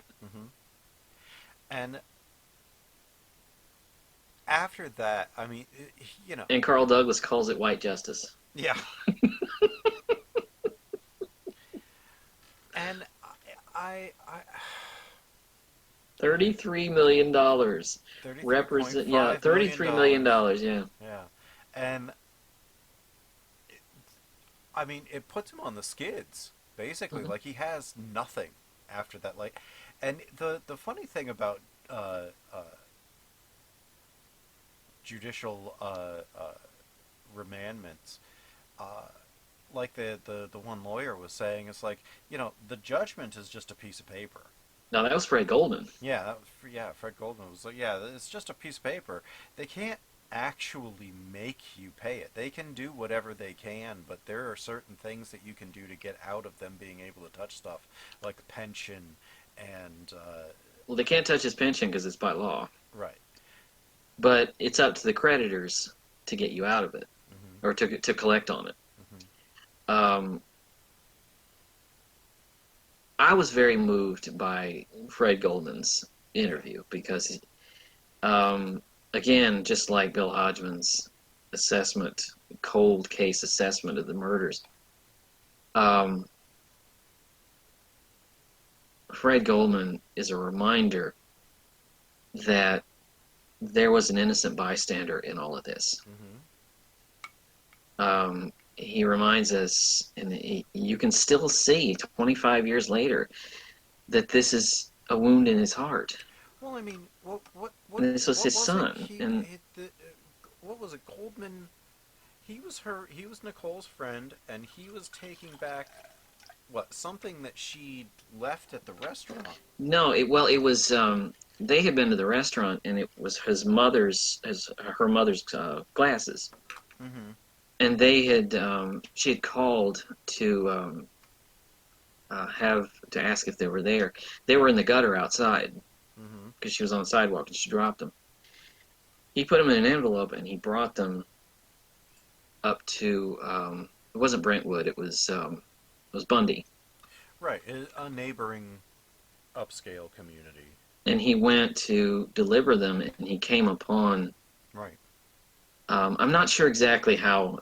I was very fuzzy on exactly how he got involved, but he came upon the body, I think, while the killer was still there. Yeah. And whoever was there came up behind him and and killed him. It was all, he was a victim of circumstance. Right. And the civil trial largely was their victory because they finally had a court say he's guilty of something. Right. And it tied him to them for the rest of his life. Yeah. Effectively. Yeah. And, if he tries to make money off of this in any way, and he did, it goes back to them. If I did it? Yeah, if I did it. He wrote a book. This was so... When it was coming out, when it was first announced, oh my God! Talk about narcissism. What the hell is he doing? You get away with a double murder, and then I mean, the worst thing is, he honestly could have dropped the if, and he could not have been re-prosecuted. Yeah, because of double jeopardy. Yeah. So he didn't even need the if. He didn't have to go around saying, I'm innocent, I'm innocent. Hey, the court found me innocent. I killed him, but the court found me innocent. And they couldn't do anything for that offense. Now, for a different offense... Yeah.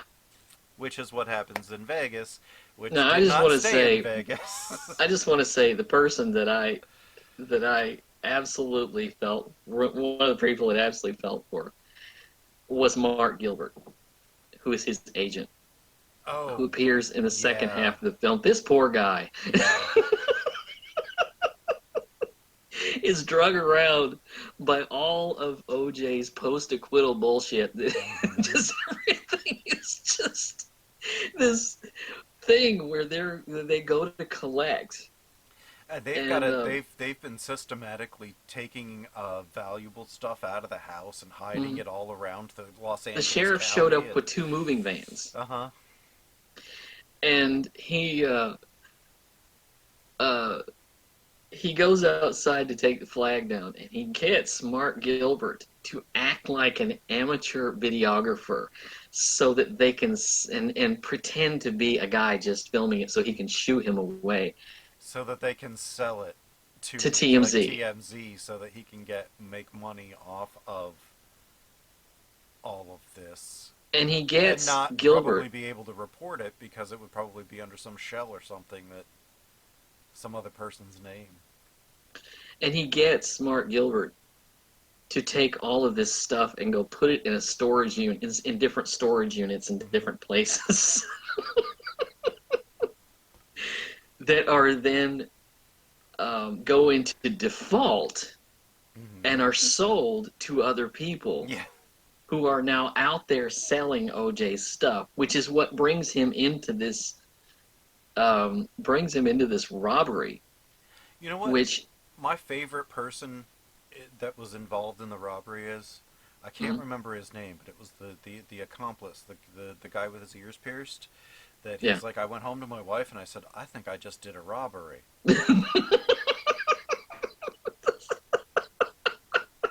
Did you have your gun? She's like, yeah, I always have my gun. And it's like, uh-oh. And then that, and when he said, there's a street code where you say you don't snitch. Jail's full of people who didn't do what they said they did because they decided not to snitch. Fuck that. I'm not going to jail for OJ. Yeah, I'm not going to jail for OJ. I'm like, yes. Oh, but we've got to talk about this. When he goes to South Florida, because he goes to South Florida to get away from the Goldmans, and he starts funneling the money through these little channels.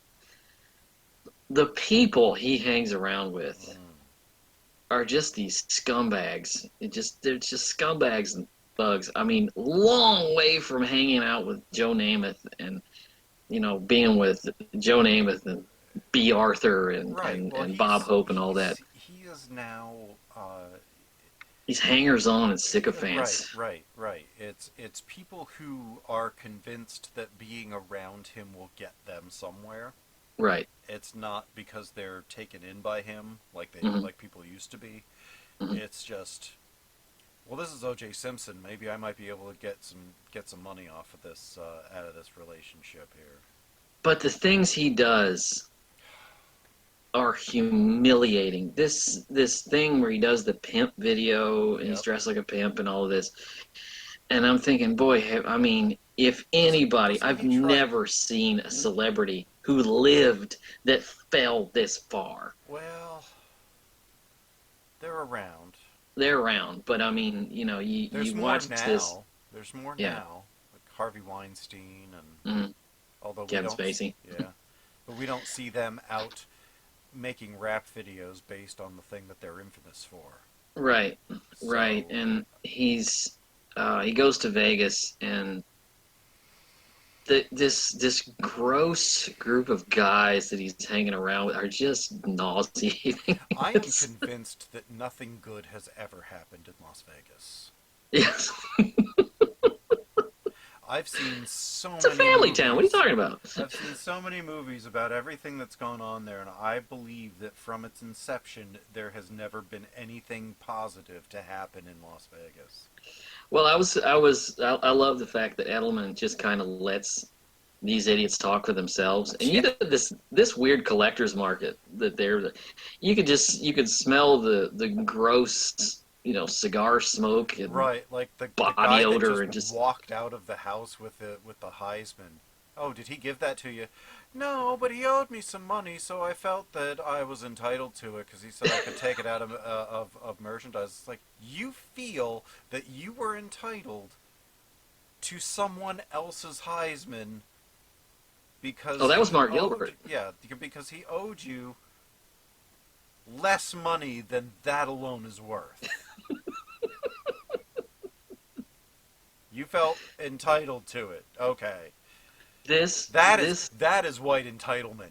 This guy owes me $650, so I'm going to take his Heisman as payment.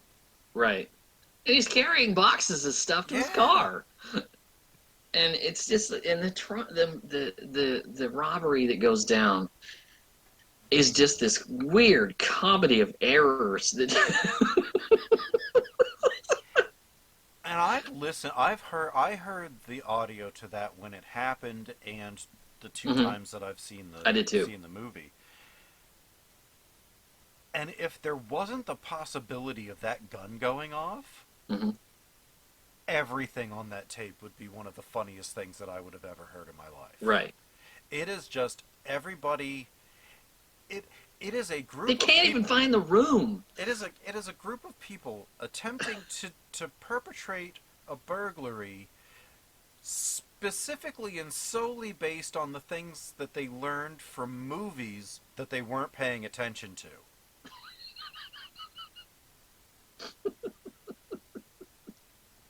I love it when they're running around the hotel and they're going up and down the elevators and the floor because they can't find the room. These are not master criminals. No. I love the one guy that says, I looked at the stuff and they called it collectibles. I call it junk. Yeah. But I don't know what in the world was on his mind. And then Marcia Clark is like, you got away with a double homicide. Murder. What the fuck are you thinking? You got away. I also really liked her reaction to Mark Furman's perjury. She's like, are you fucking kidding me? What the fuck, dude? Fuck.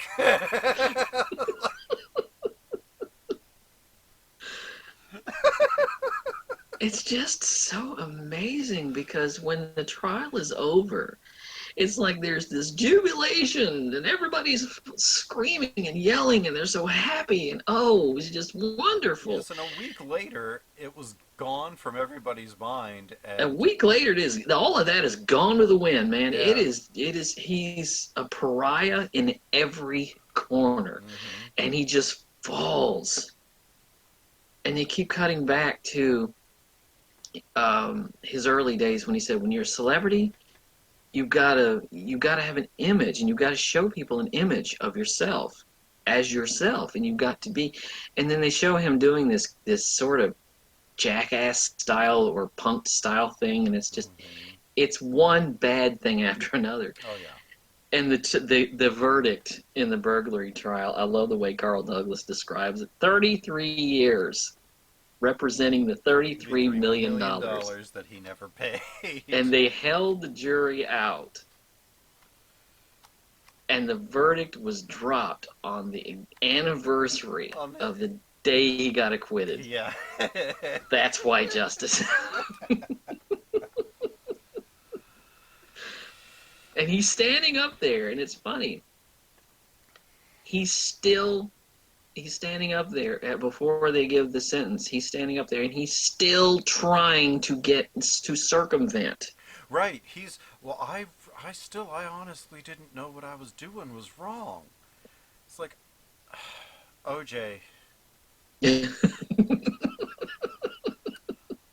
Orenthal. Yeah. You're not white, and that won't work here. Right. Like, there was a Dave Chappelle bit where he said he had a white friend that was, I don't remember what he was doing. I think he was high while he was driving or something. He was speeding, and he got pulled over by a police officer, and, oh yeah, they were smoking pot in the car. Mm-hmm. And he pulls over, he doesn't even turn the music down. And Dave Chappelle's like, but he doesn't even turn the music down. The cop comes up, he rolls down the window, and he says, "Is there a problem, officer? All this smoke is coming out of the car." And the officer says what it is, and the white friend goes, "I didn't know I couldn't do that." Dave Chappelle goes, "You didn't know you couldn't do that? You knew you couldn't do that?" And the cop lets him go.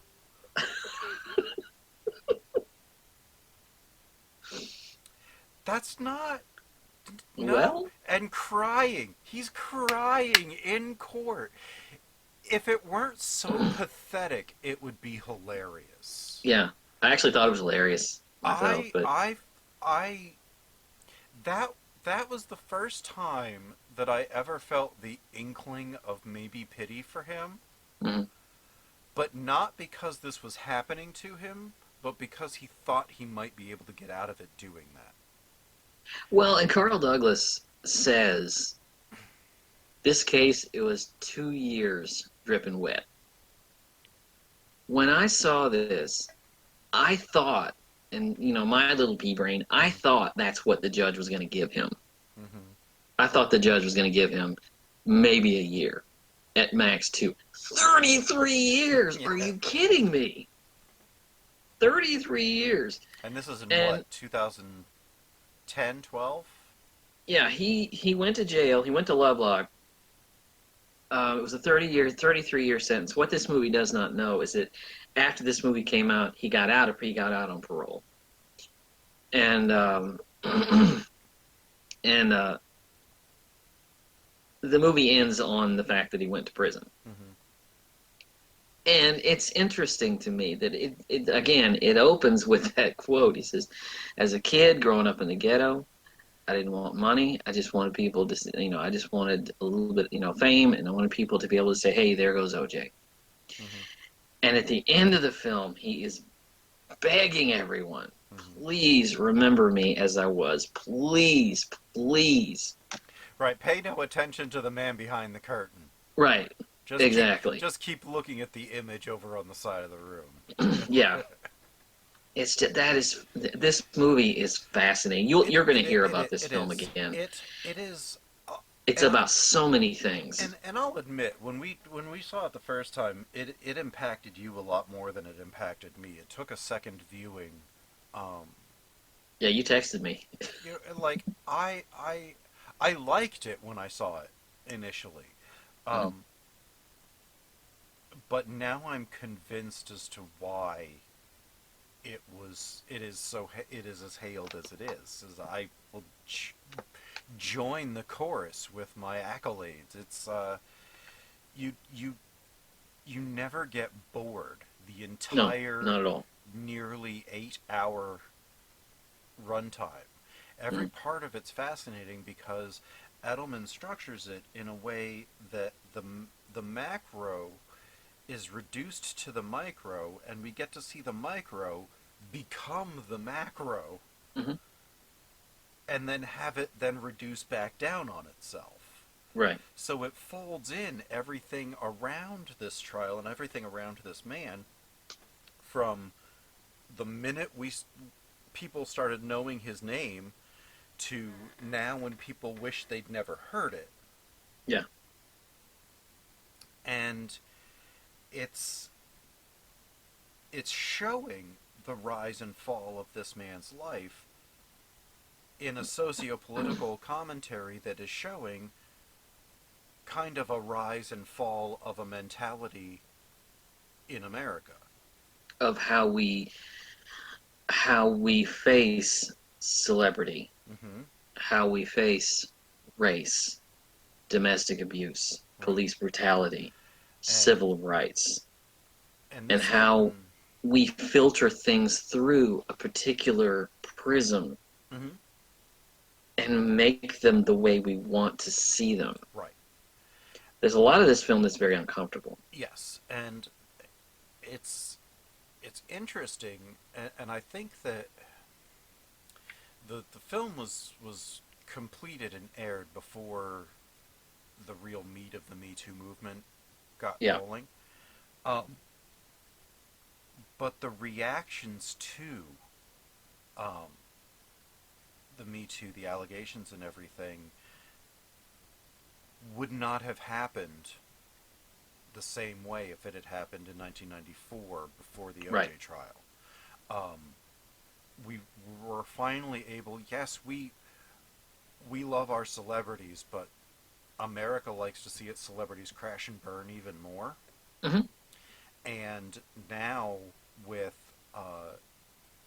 actual legal proceedings being brought against people who's had these allegations made against them, it's turned a corner where Harvey Weinstein can't just buy his way out of this and just retire and say, "Hey, I'm sorry," and retire and take his millions and millions of dollars and just fade out into the sunset. And the same thing with Kevin Spacey, and the Kevin same thing with Bill Spacey Cosby. and Bill Cosby, and yeah, all of them doing time or will be doing time or facing at least a court. That this would not have happened. And this trial, when they talk about the trial of the century, this trial happens at a moment when tabloid or trash media is becoming mainstream media. Right, and I don't think that the impeachment of Bill Clinton would have gone the way it had if this trial had not gone the way that it had. Because the news media saw the value in reporting the garbage. Right, and the prosecution in this case, the attempt to build the case against Bill Clinton, Ken Starr, the special prosecutor investigator, he was supposed to be looking into a potentially illegal real estate deal, Mm-hmm. and was striking out incomprehensibly getting anything that's going to stick. And then he found the extramarital affairs. Right. And he leaned on that. Then he got Clinton to be sworn in under oath and say that he didn't have relations with the woman. What other man? They're like, oh, this is proof that he's no good because he lied under oath. It's like, what man wouldn't? What Mm-hmm. woman would? What person who is cheating on their significant other would not go, yeah, no, I didn't do that. Yeah. In any circumstance. And it bore no relevance to anything. And that was the story. Bill Clinton got impeached because he got a blowjob. Well, several blowjobs. But not because he was exonerated by the Senate, so it wasn't a full impeachment. But all of this because Ken Starr got to go down a rabbit hole of garbage to get what he wanted. And the same thing happened with Johnny Cochran. Johnny Cochran started digging underneath the LAPD and all of this stuff to divert, paying no attention to the man behind the curtain, to divert away from OJ, to divert away from the fact that every bleeding piece of this crime leads in one direction. Right, indisputably to the door of Orenthal James Simpson. Is it James? And they lengthen this thing out, and they put it's a racial issue, it's a racial issue, it's a racial issue, it's a racial issue, and they do all of this stuff so that the jury is sitting there, and the jury by the time the thing is over is exhausted. Mm-hmm. That they just the one juror, home. Yolanda Crawford, said, what led to a 3-hour summation in the jury room. She said, how long were we in there? 265 days. It was 266 nights. Right. They said, want to go home. You came to this decision, without any deliberation. It's like, I deliberated it every night for, 366 nights. I didn't go in there not thinking. Mm-hmm. We had plenty of opportunities to form our own conclusions. It wasn't a bunch of idiots who were just, who just saw, well, there's OJ and there's a famous person. Let's, he couldn't possibly have done anything wrong. It wasn't like that. No. But, and the public perception of this was that it was so, and it was mishandled. It was mishandled by the defense. It was mishandled. Well, manipulated. It was manipulated by the defense. It was mishandled by the prosecution. Who was trying to treat it like any other murder case. Right. But at the same time saying, oh, well, we can't just have white lawyers over here, because then it looks like white Los Angeles prosecuting a black man. So they put an inexperienced lawyer, Christopher Darden, in a very prominent role that he maybe didn't have enough experience to be in. Well, everything he tried to do was blundered and right. He didn't overturned by Johnny Cochran. Right. It didn't. He wasn't able to, and they didn't switch him out into less a prominent role after he got beaten multiple times by Cochran. That's one of the reasons that he's not in the film. Right. He didn't want anything to do with it. Well, but also, I think think you want to Marcia revisit the birth and death of your career in one moment again 25 years later? I wouldn't. And also, Marcia Clark had a very, very really underestimated the jury that she was dealing with, because she thought she could deal with black women. Right. She thought she could. I mean, when I say deal with, I mean she thought she could appeal to black women. Right, because and it just wasn't that way. She had good experience with black women on a jury in the past. They were the ones that she could connect to. She said so. But again, this is a movie that leaves nothing out. Nothing. I don't need anything else. And I'll tell you, I'm so mesmerized by every minute of this film. You are definitely going to hear about this when we do our 10 best list we're doing a 10 best list of the decade coming up in the end of December. And you will definitely hear about this again. Because there's 5 Mondays in December, so we can have a special show without losing any of our weirdo Christmas picks. Yeah. Well, that's all I got, because I'm kind of exhausted the subject. Yeah. Do you have any recommendations to go along with this? I would recommend LA 92 as a companion to this, which deals with the riot, the build-up and the aftermath of the LA riots in 92, which was it was a CNN documentary. Mm-hmm. And and CNN doesn't always do great documentaries, but this one was really, really good. I would recommend the other 2017 film that dealt with the LA riots. Let It Fall, Los Angeles, 1982 to 1992. Written and directed by John Ridley, the Oscar-winning screenwriter for 12 Years a Slave. Mm-hmm. Wrote and directed that. That one was stunning. I didn't get to see LA 92 because that was the same year. Correct me if I'm wrong, but that was the same year that we got Let It Fall, LA 92, Detroit. We Mm-hmm. got there was I think there were two or three other about police brutality against black people, black men, and I ended up seeing all of those documentaries. I'm like, I can't, and the film, like, I can't do one more. I can't. Mm-hmm. Yeah. I will get to it because I have wanted to see it, and it's available on Netflix. LA 92 Mm-hmm. is. But yeah, that's really all I think I have. Next week, we're going to talk about the 40th anniversary of one of the greatest films. One of the greatest films ever made. Actually, two of the greatest films ever made. Yeah. We're going to talk about the 40th anniversary of Apocalypse Now. And a documentary that I think might be just as good as the movie. Yeah. It's called Hearts of Darkness, A Filmmaker's Apocalypse. Mm-hmm. And yeah, that's what we have coming up for next week. We don't know what we have coming up for Shocktober 3. But I don't know if that's us being lazy or...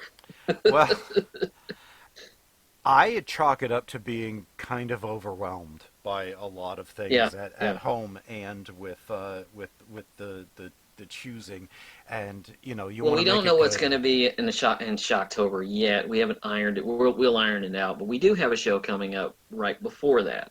Mm-hmm. And Doug and I have chosen two films apiece of the films that made us love the movies. What are the films that have really inspired us to love this medium? And now, I don't know what he's picked, and he doesn't know what I've picked. Right, and I will place in a criteria that I had for myself when picking them. Most of the movies that drew me in, we have already discussed. Mm-hmm. The Godfather, Pulp Fiction, things like that. Right. So I don't really want to talk about them again. So I'm going with the ones that I haven't talked about that have either made me appreciate the beauty and art of movies, or that just kind of, helped, really cool. helped form a decision. And I do have two very, very different movies on deck. As do I. So I am looking forward to that. It's like he said, we do not know what each other has chosen. So it's kind of the preliminary for how we're going to do the 10 best of the decade, because we're not going to tell each other what's on our 10 best list. So it comes as a kind of a surprise. I know I can guess some of yours. I don't know if you can guess some of mine. I think you could probably guess at least one. I got one or two. Yeah. So that's all I got. That's what we have coming up. You can, of course, find us anywhere you look. We are everywhere you turn around, in sort of. And you don't have to chase us down the LA freeway to... Right. No, well, chase. A company. A company. Escort. Yes. But we are on YouTube and iTunes, which is where you can get direct access to the show. All of our episodes are on the podbaydorspodcast.wordpress.com. You can follow us on Twitter at pod_bay and use that same handle, just copy and paste when you go over to Patreon to throw a tip into our virtual tip jar, which we would greatly appreciate anything in there, or any likes, upvotes, retweets, anything that gets the word out. Tell your friends. We would be happy to welcome any new listeners. We would do requests eventually. We've got one that's kind of hanging out there. But we thank you very much for listening, and the pod bay doors are now closed. The mission has been completed. Has the jury reached a verdict? We have, Your Honor. Hit it.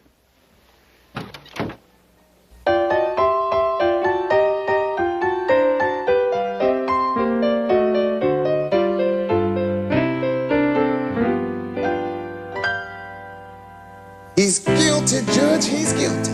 You could see it in his eyes. He did the crime and now he's gotta pay. He's guilty, Judge, he's guilty. We have seen through all his lies. The time has come to put this boy away. Well, oh yeah. Woo.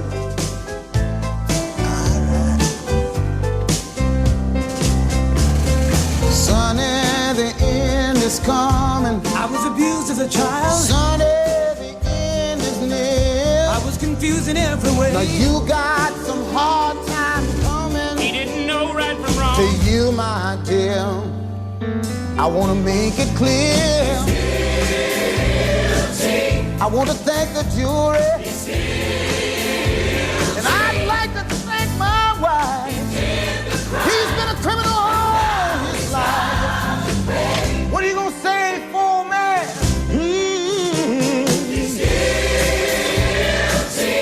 And we'd like to thank you, Honor.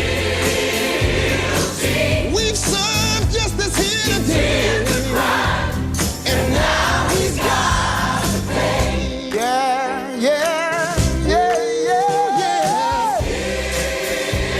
Stand down, the case is over. Stand down, the case is closed. The time has come to put this boy away.